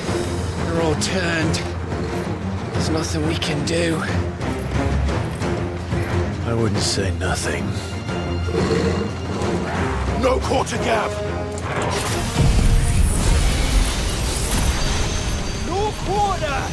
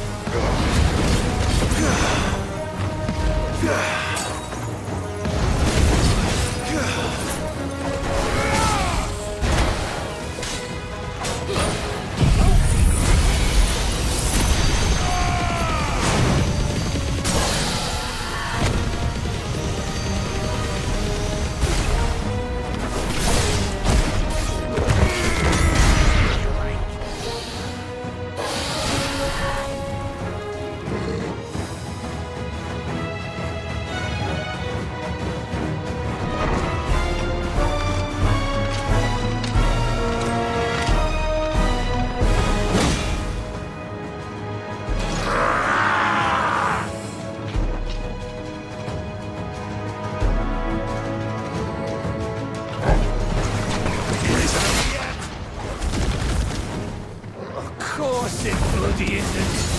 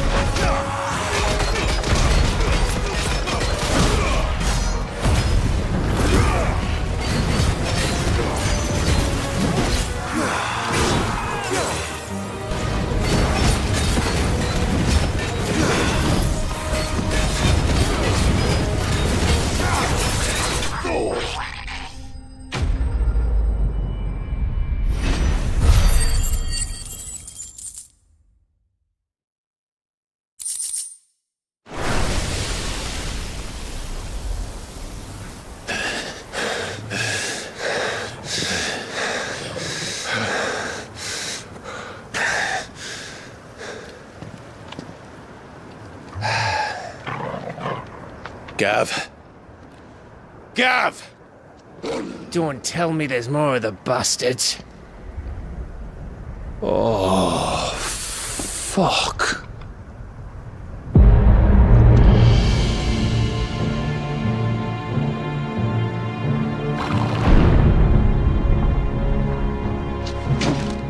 Have you come to watch, Odin?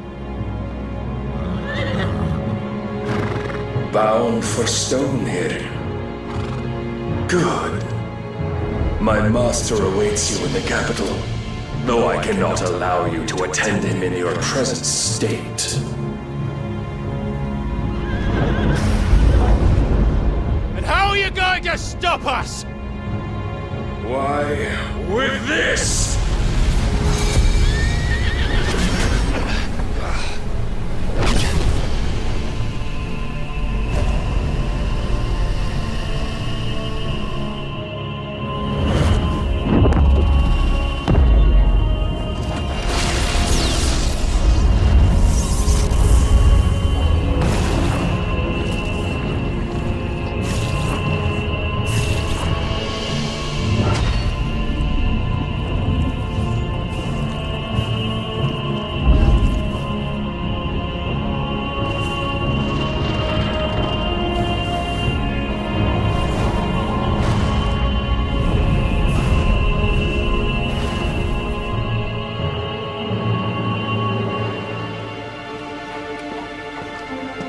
What did you do?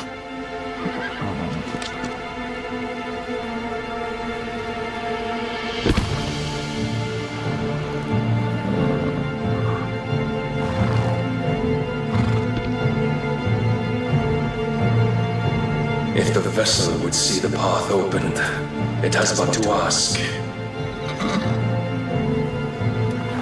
I shall see that my master's prize is made presentable.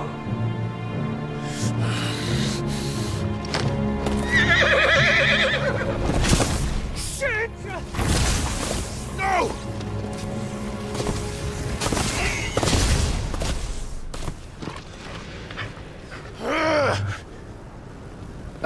Clive, would you mind telling me what the fuck just happened?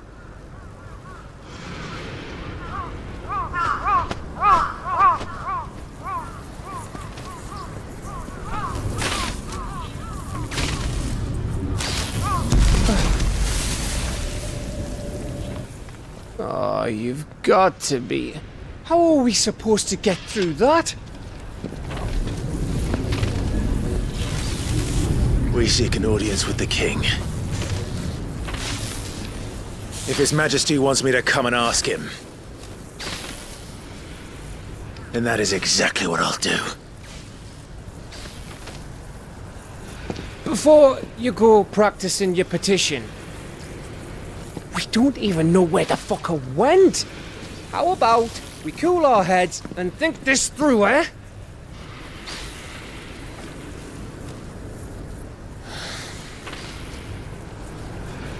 All right.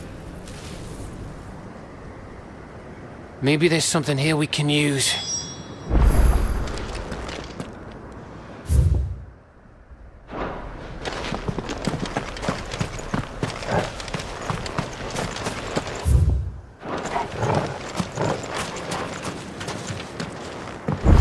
I thought we got them all. So did I.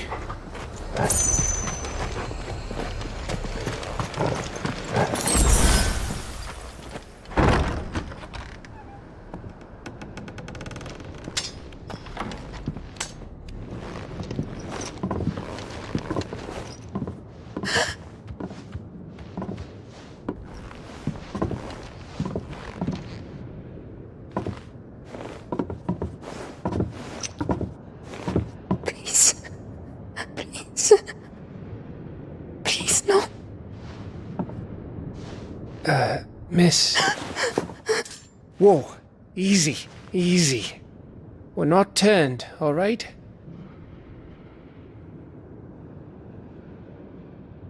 Who?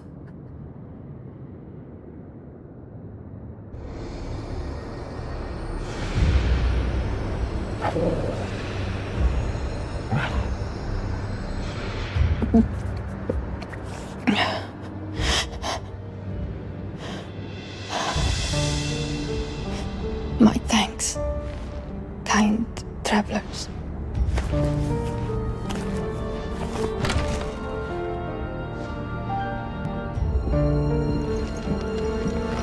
Edda, forgive me for asking, but what went on here?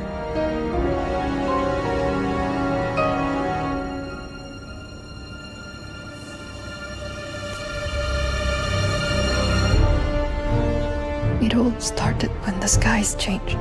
The elders said it was the Arcade. One by one, people went mad. Minds taken by the ether. Till only I remained. By then, I was too far along to run. And then the nights came. And I didn't know what to do.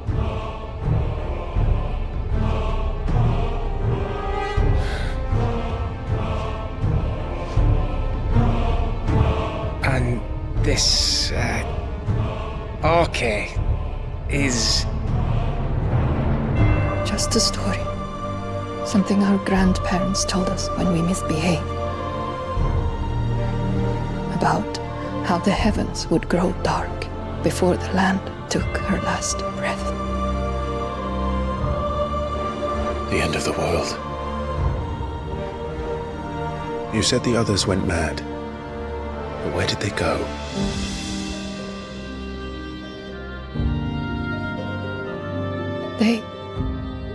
They all left. Drawn east to the tower, to reverie. The elders, the healer, the blacksmith, my husband.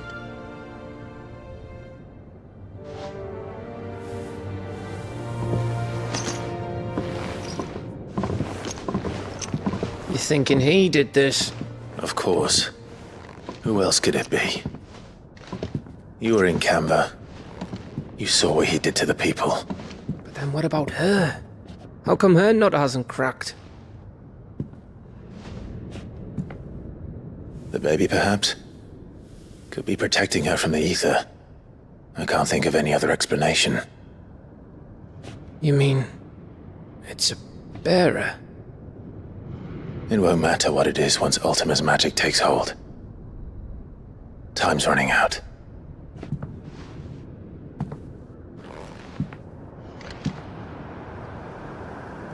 This tower. That's where we'll find the king.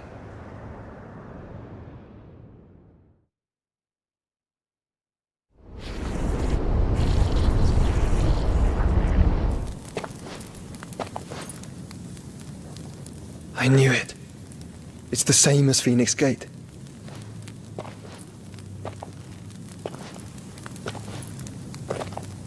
Which means at the end of these stairs should be...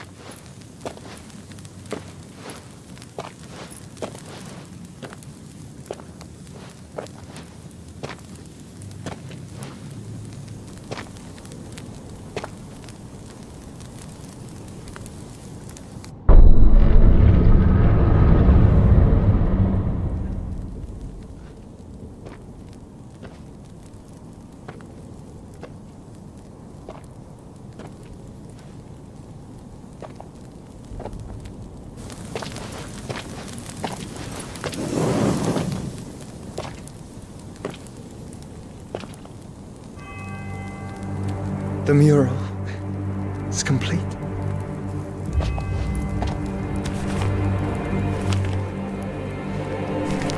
Ultima and his vessel, Ifrit. Garuda, Ramu, Shiva, Titan, Bahamut, Odin. Even Leviathan the Lost is here. But where is the Phoenix?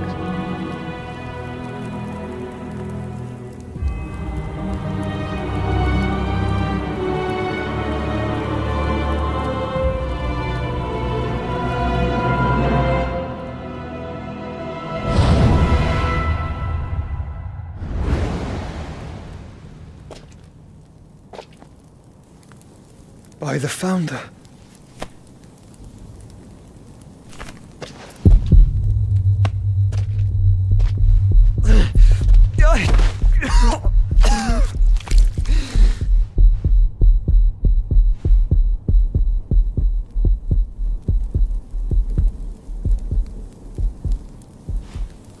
So that's what you want, isn't it, Ultima?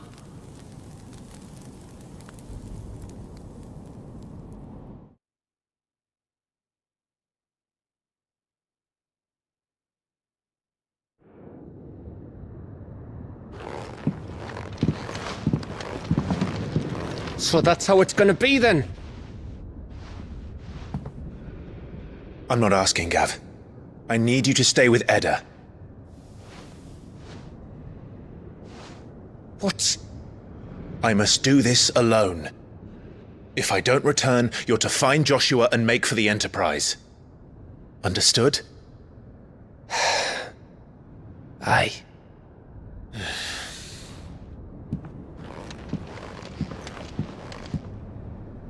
Just don't you go dying on me. Sid's name suits your miserable mug better than mine. Don't worry. I haven't finished with it yet.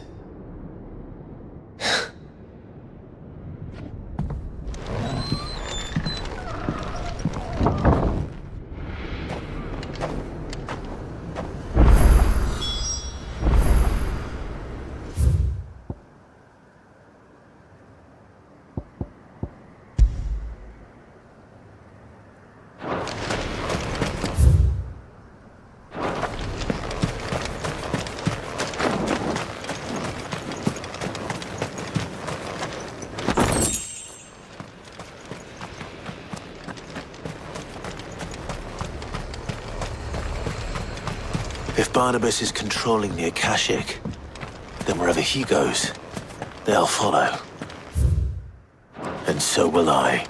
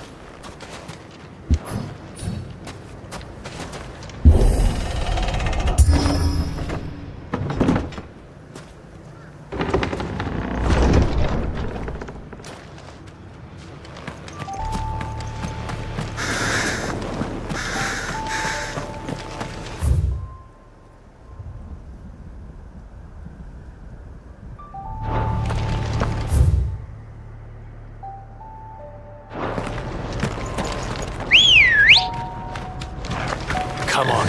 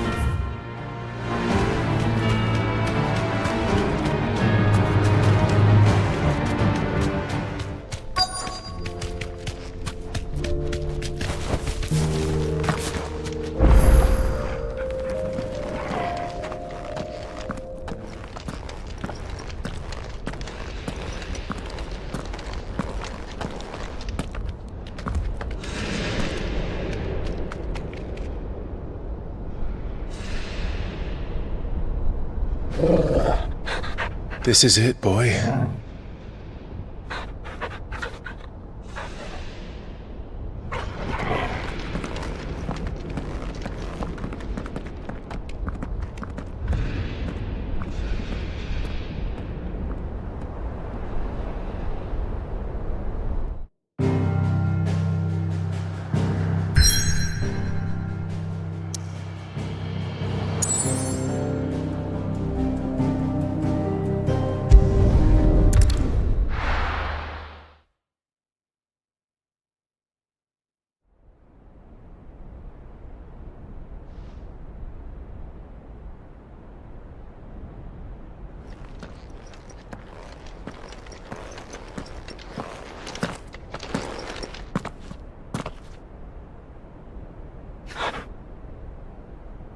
I've come for you, Barnabas.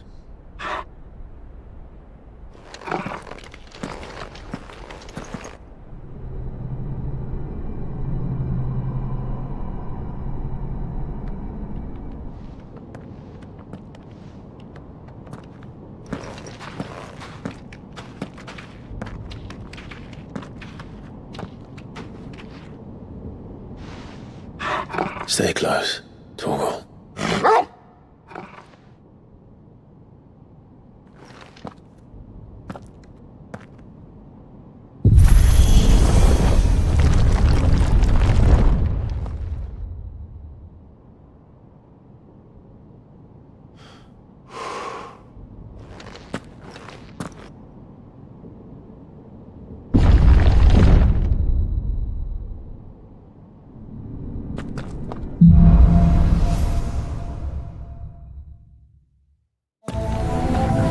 Tower.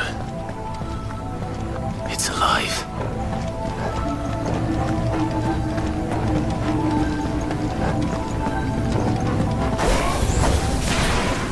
More echoes of the fallen. They seem to feed on ether. There shouldn't be any here.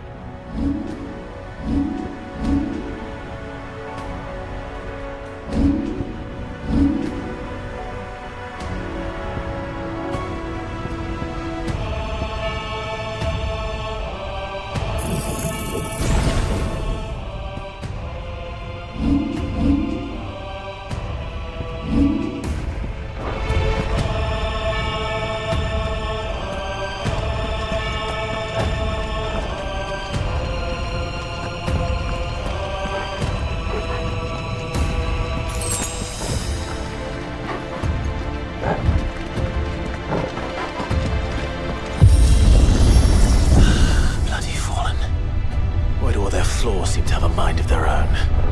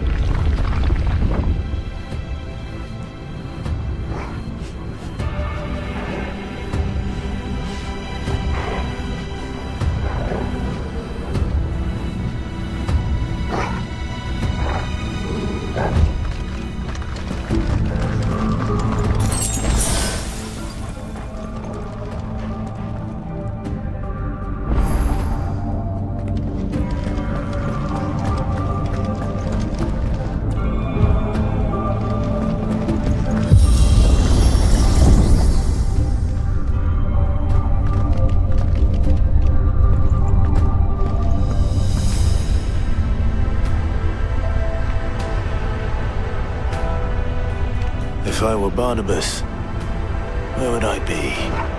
The top. So I could look down on the world.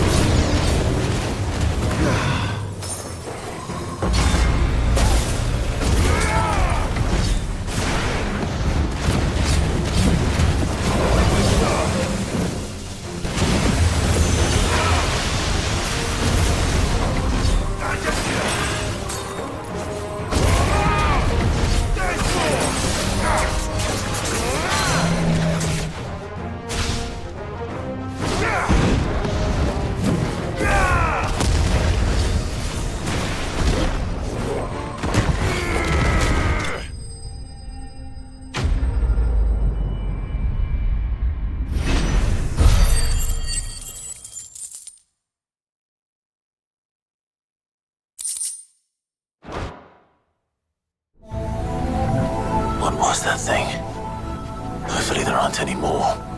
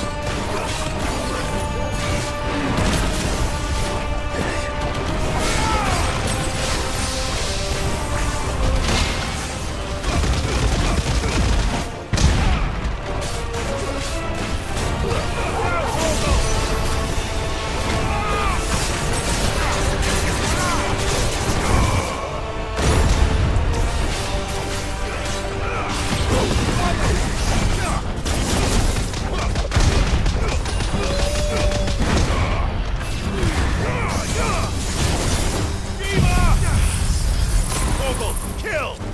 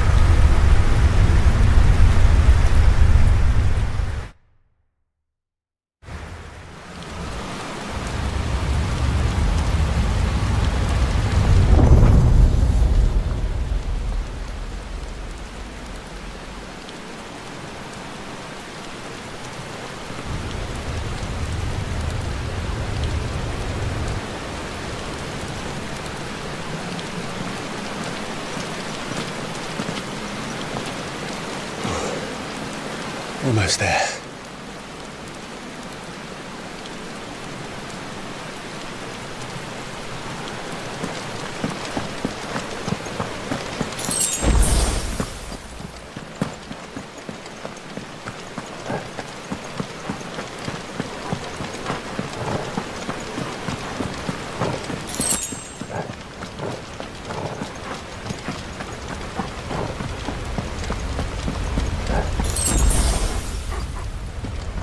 He's here. I can feel him.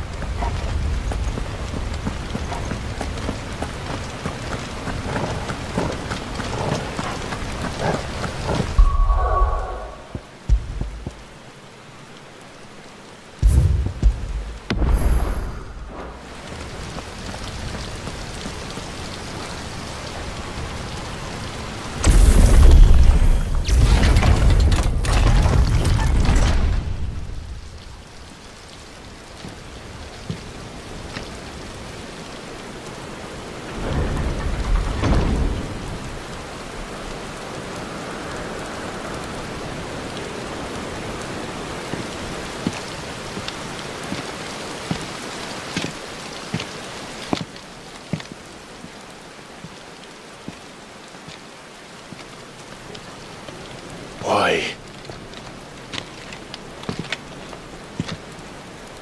The blade must ever feed if her edge is to remain keen. Watcher.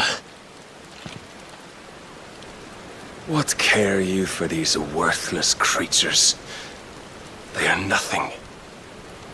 Weak from the moment of their conception, ever longing for power not theirs to command, they turn unfailingly upon themselves. Like sheep, they roam in filthy flocks, eager to trample those few gifted a fleece of gold. Or that they might feel contentment with their pitiful existence. Prejudice and persecution, severance and strife, every earthly wrong springs from the malice in men's hearts. Malice born of the pain and suffering that is free will. Its corruption is gnawed at your being from the very moment of your birth. You're wrong. It is no corruption. It is who I am. Every choice I make, right or wrong, gives me reason to carry on. And carry on I shall. Not as a puppet, but as a man.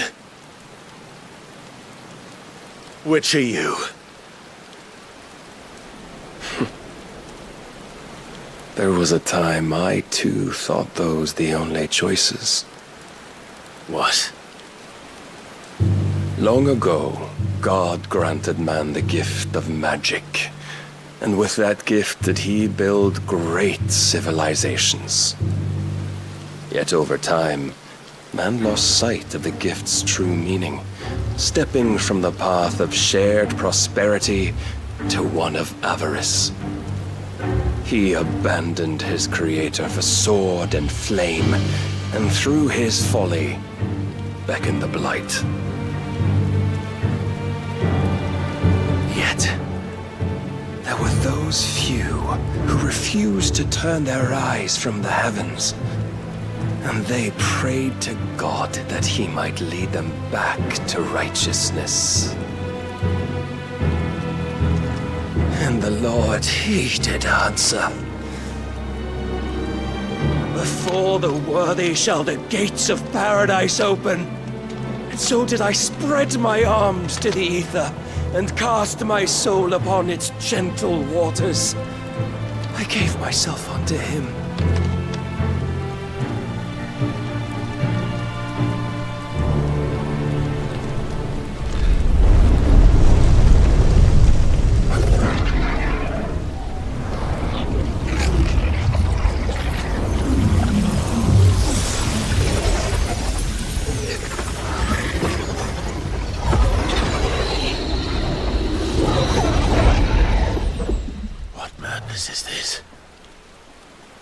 My worth proven, the Lord charged me thus. If your kind are to find salvation, they must be made to serve. You see, paradise lies but a single step away. Could we only take it? Could we only leave our transgressions behind? For none save the pure of heart and mind may set foot in the new world. I will save us. But it all begins and ends with you. You are the key, Mythos. And with this humble offering, shall I prove my faith once more.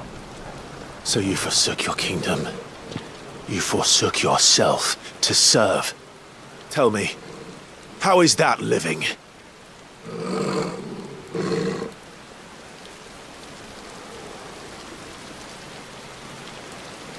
What you seek to provide is not salvation. It's anything but. Life is about always having a choice. Take that away, and we might as well be dead.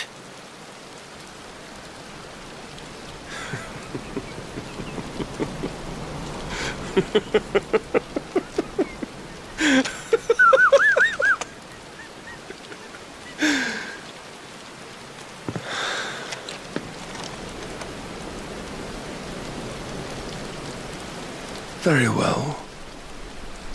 Come then. Show us the strength of your will. It's not the strength of my will that should worry you, but the weakness of yours.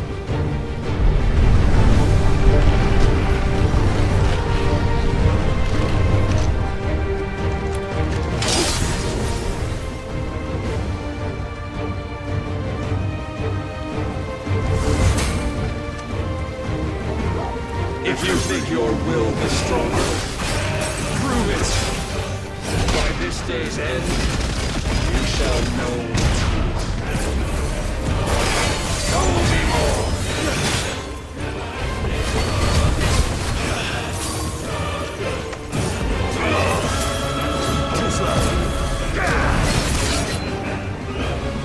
I'm tired of this.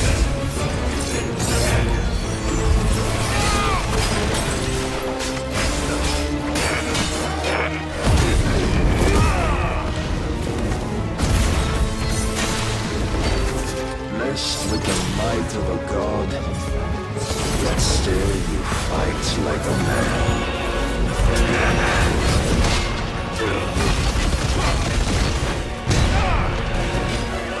Must I show you?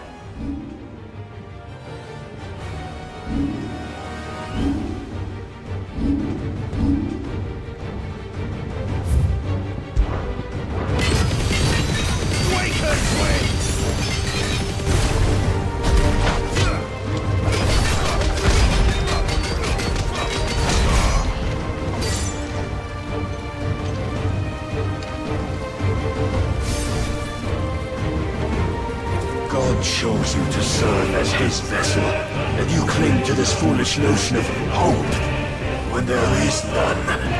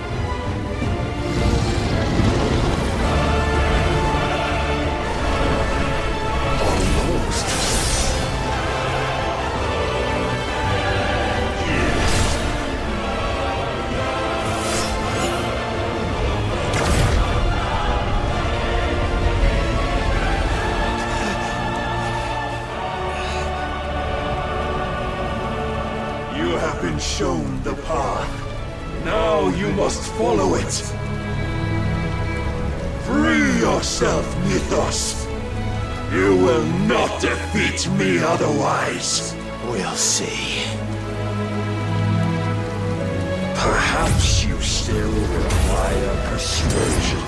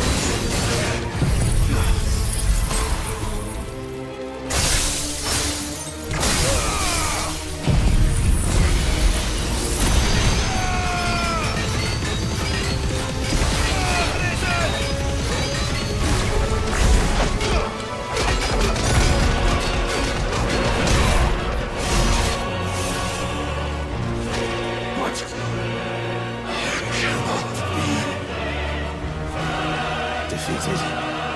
You admitted defeat the moment you turned your back on us. When you turned your back on the truth, Barnabas. We are not as weak as your god believes.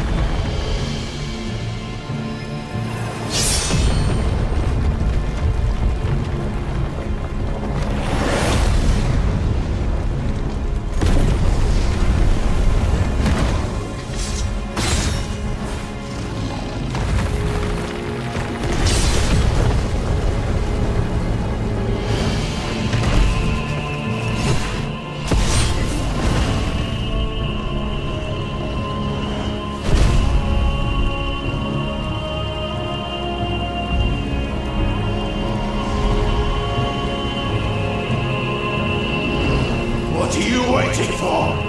Men know nothing of strength.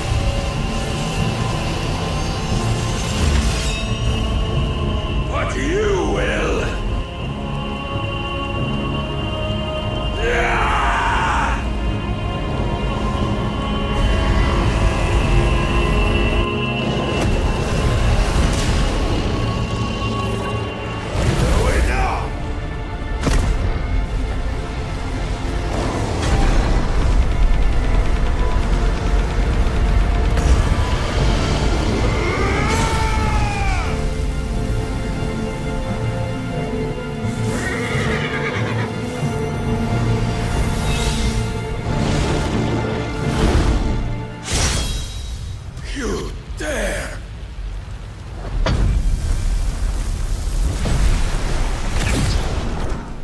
Could it be you have made a weapon of your weakness?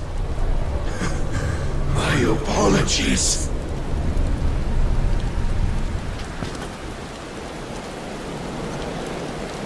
You are not the fool I took you for.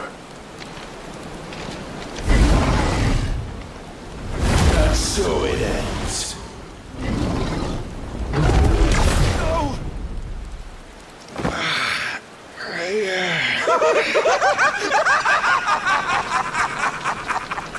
Don't tell me you are tired, Mythos!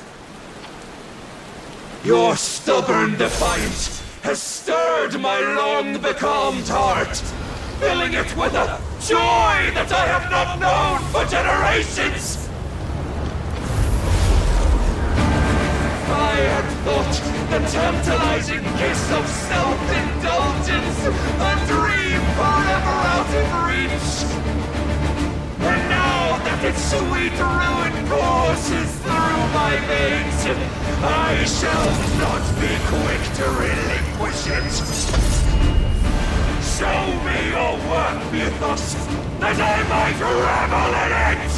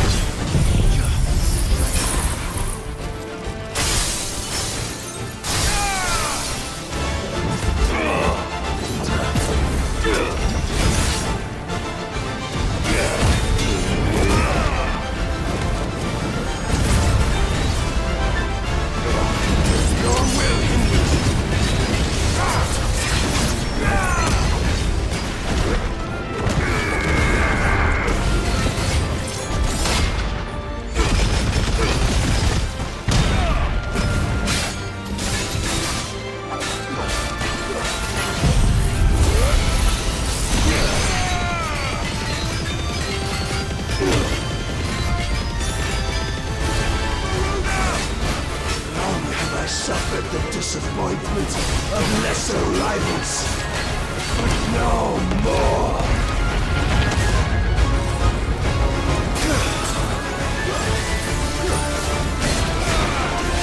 Oh, my constant congregation, salvation is come. Rejoice as our souls are granted peace unending. How do you know this day will come? What proof have you? Your mere existence is proof of the Lord's grand design. I'll never serve your God!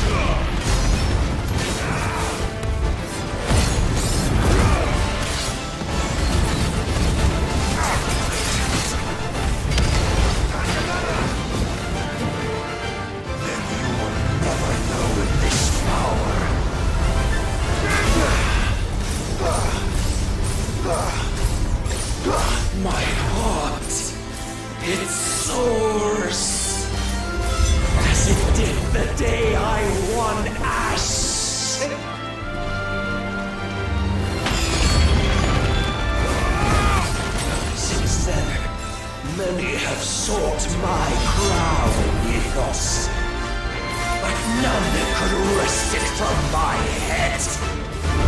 Too slow.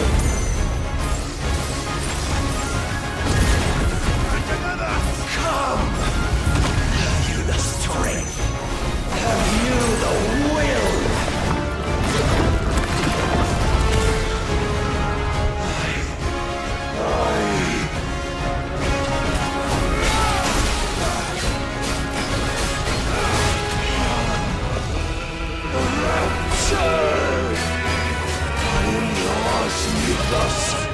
Claim me as your prize!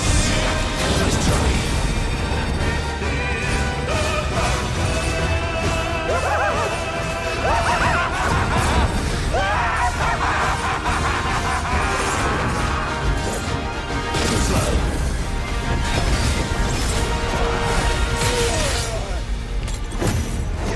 Let's roll ready.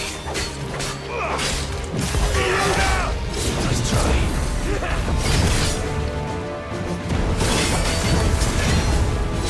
Prepare yourself.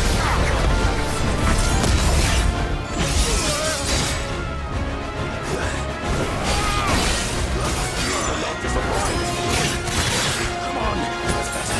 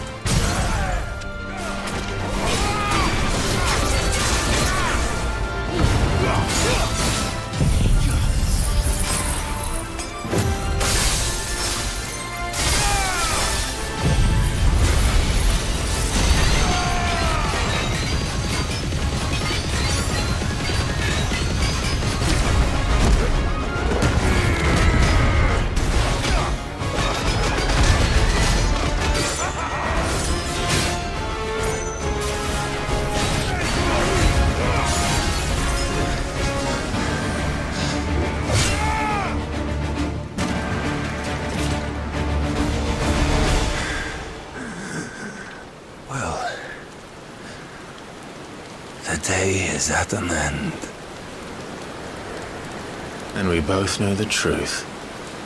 It is I who stand victorious. My will that prevailed. Your will? No.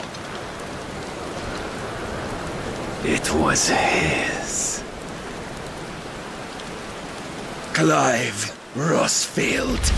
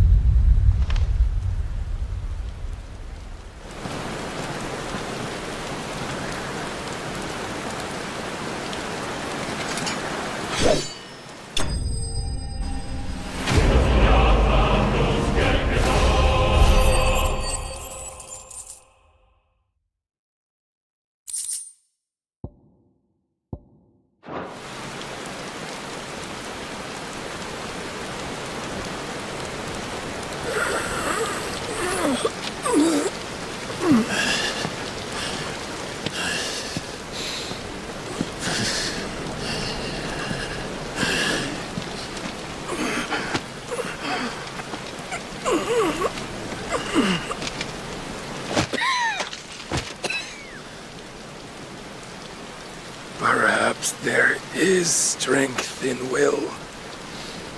Would that I had not relinquished my own.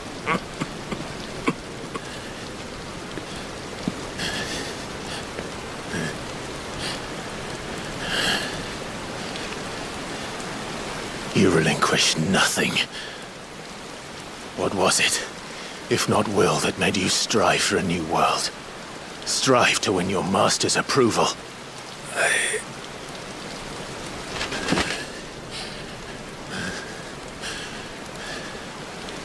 You were shown a fantasy, and you chose to believe it.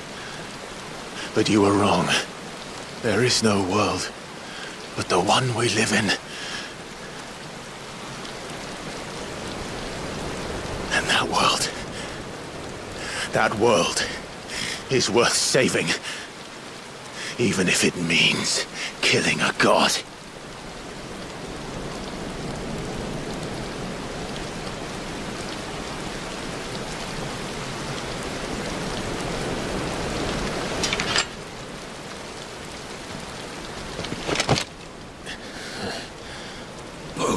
Words from one who has served the Lord so well. This is pointless.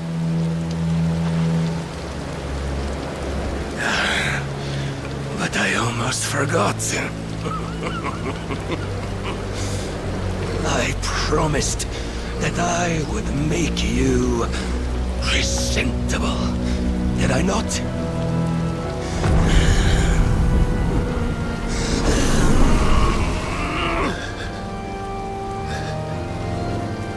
We shall fulfill our destinies, just as the Lord's Mothercrystals have fulfilled theirs.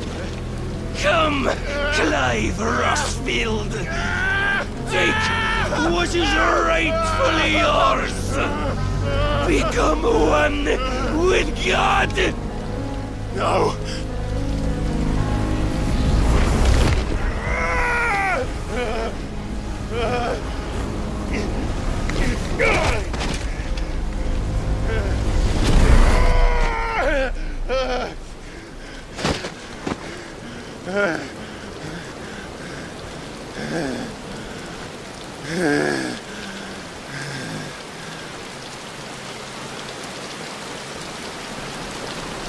At long last, salvation.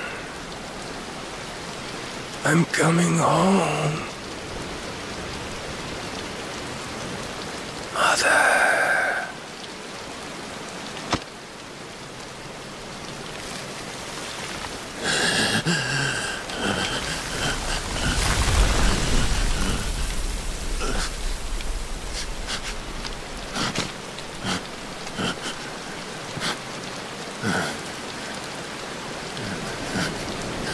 Tell me, how does it feel?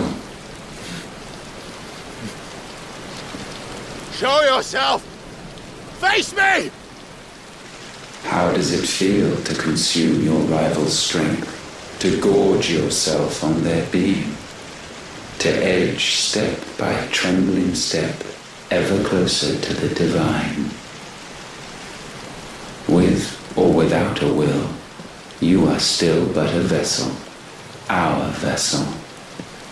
Behold, how your body shudders in anticipation of its fate.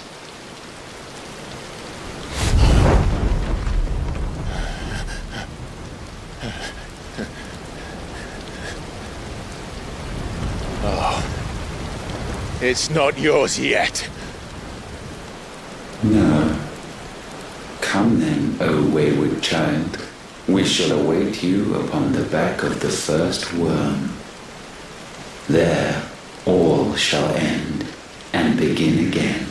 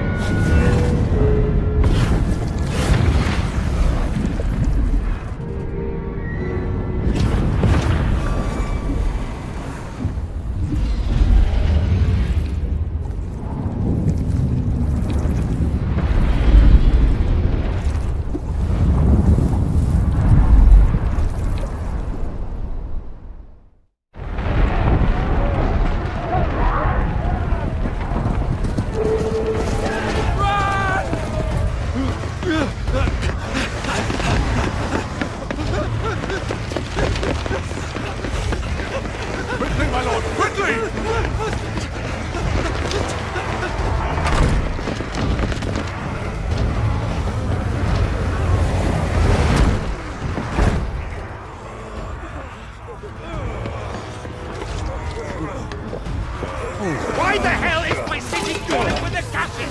Don't ask me, ask them! Since when was Eugen Hamel one to hide when there was a fight to be had? Since they stripped me of my rank and banished me from the battlefield.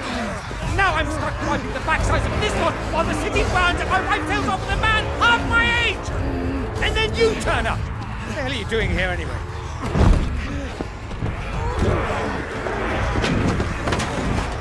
What indeed? The enemy numbers 200,000 or more, counting the Yorks. There are simply not enough soldiers garrisoning the capital to repel an army of that size. Then one of the central keep, held by a contingent of soldiers and bearers from the surrounding boroughs. They are the sole reason it still stands. And all it took was an army on their doorstep to bring them together. The prospect of death does put things into perspective. Perspective. Perhaps it's what we've lacked all along.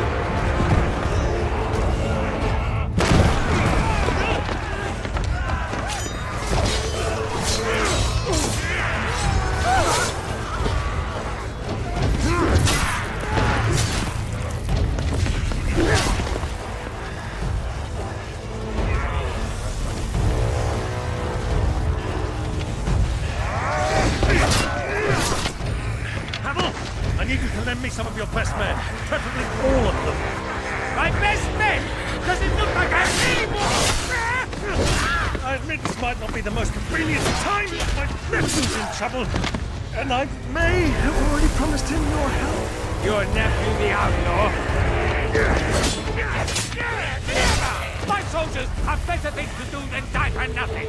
Then you and he are of the same mind. My fight's for the opposite! He fights for a world in which he shouldn't have to live and die for nothing! And he fights today to give us all a chance of a better tomorrow! Be that as it may, a handful of men cannot stand against a kingdom!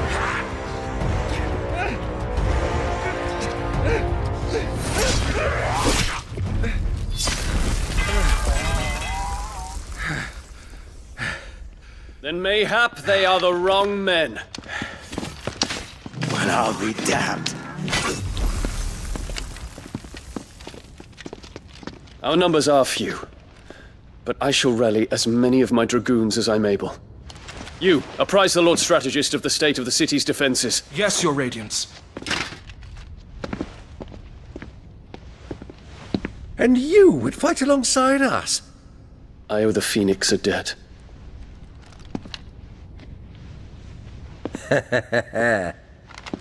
Does this vouch for my nephews? Aye, but I still have my doubts about you. Which we can discuss later. Indeed. You said you had men garrisoned in the keep. Captain, do you know how many yet remain? Allow me to confirm. Commander? Whatever their number, Randalar will be needing Gather the them bodies all. and build a pyre in the courtyard. Quickly. Terence. My lord.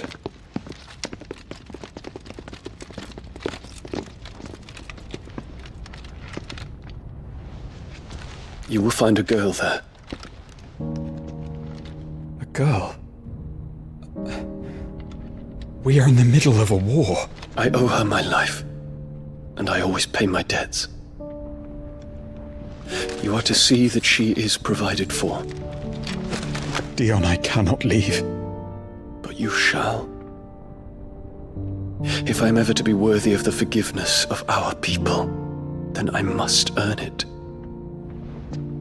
And I must earn it by my hand, and my hand alone. Know that I do not ask this lightly. And know that I will do it.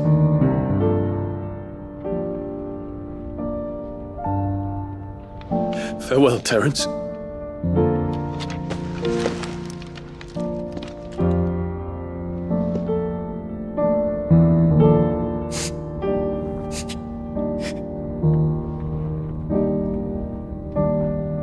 Farewell,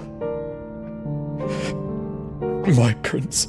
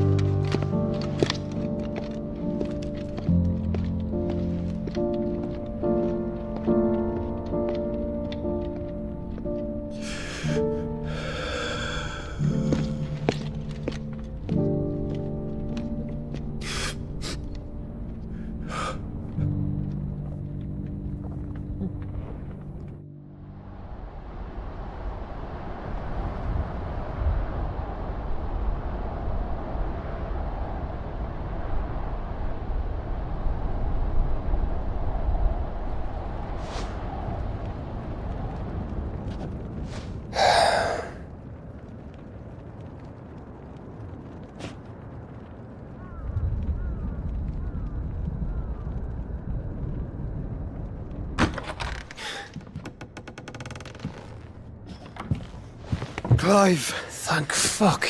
You alright? I am. But I'm a damn sight better for seeing you, Joshua. And Barnabas. The king is dead.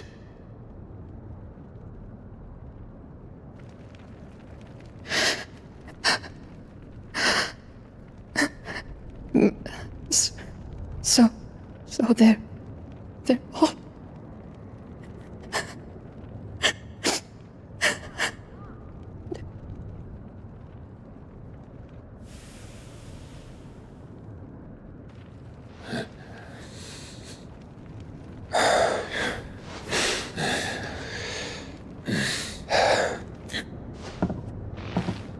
They are, but so is their killer. He can't hurt anyone anymore. You're safe.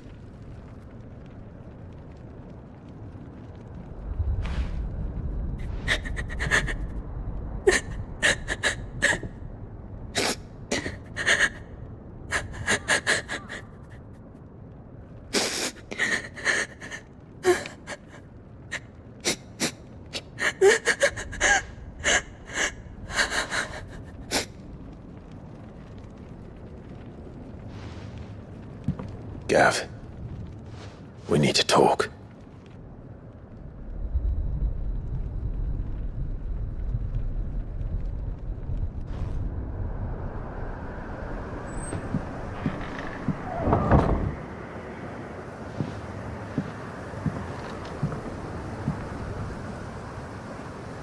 I'm sorry, Clive. You know I want nothing more than to go with you. I do.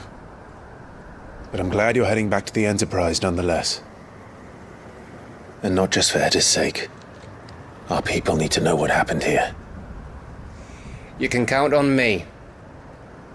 As can she, I hope. Thank you, my lords.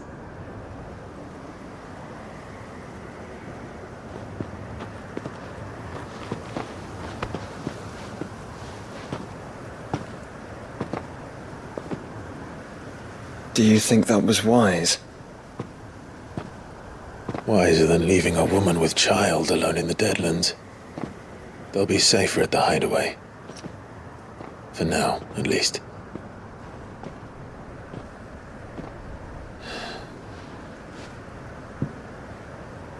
This land is overrun with Akashic. The king himself was long turned, albeit by choice, all to serve Ultima in his damnable quest to forge the perfect vessel. The chaos Barnabas wreaked upon nation after nation. How many were killed for this? He didn't consider it killing, or a mercy of sorts, a way to end their suffering. He truly wanted to save mankind, and ultimately use that. As he uses us. But why us?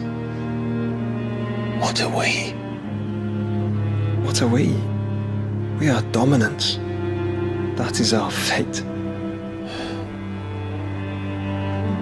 But that doesn't mean we have to accept it, which is why we fight. For the right to deny it. Is that not so? It is. For our sins.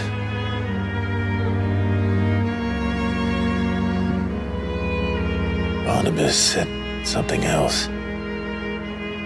That the Mothercrystals were Ultimas. Ultimas? Are you certain? We know that the Mothercrystals have been leading the land of Ether. And we also know that it's this which hastens the spread of the Blight. But what I cannot fathom is what Ultima stands to gain from that. What did you find at the Stronghold? The truth about Ultima's prize. For so long, I believed it to be you, and you alone.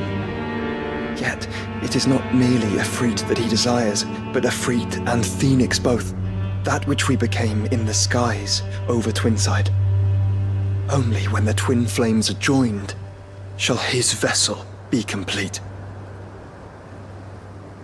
Quite why he needs a vessel is another question. Unless there is something he cannot achieve without one. Something his immaterial form precludes. Something requiring an unthinkable amount of ether and a body resilient enough to channel it. If I did not know better, brother, I would think that he meant to cast a spell. A spell 1,000 years in the making. A spell to end all spells. And he cannot do it without us. Nor without the Mothercrystals. But if we destroy them all, we will stop not only the Blight, but Ultima as well.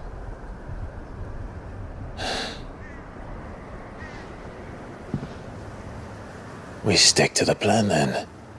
Only this time, we face him together. Well, it's a long walk to Stone here. Let's not keep Ultima waiting.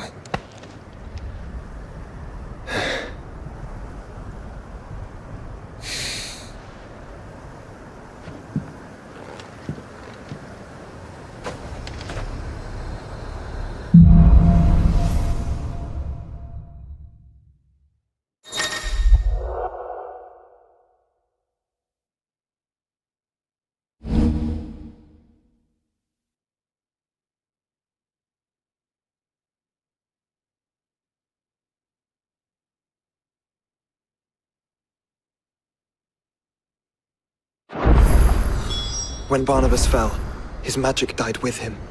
The road to Stone here is barred to us no longer.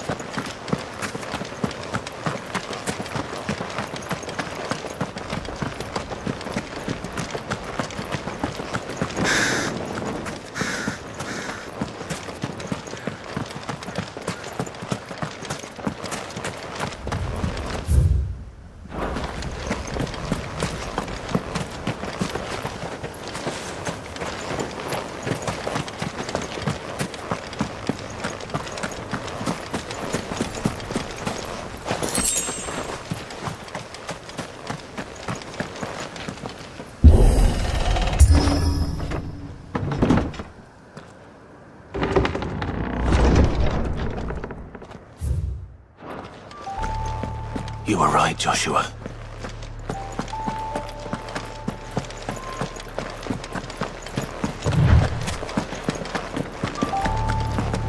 Bodies up ahead.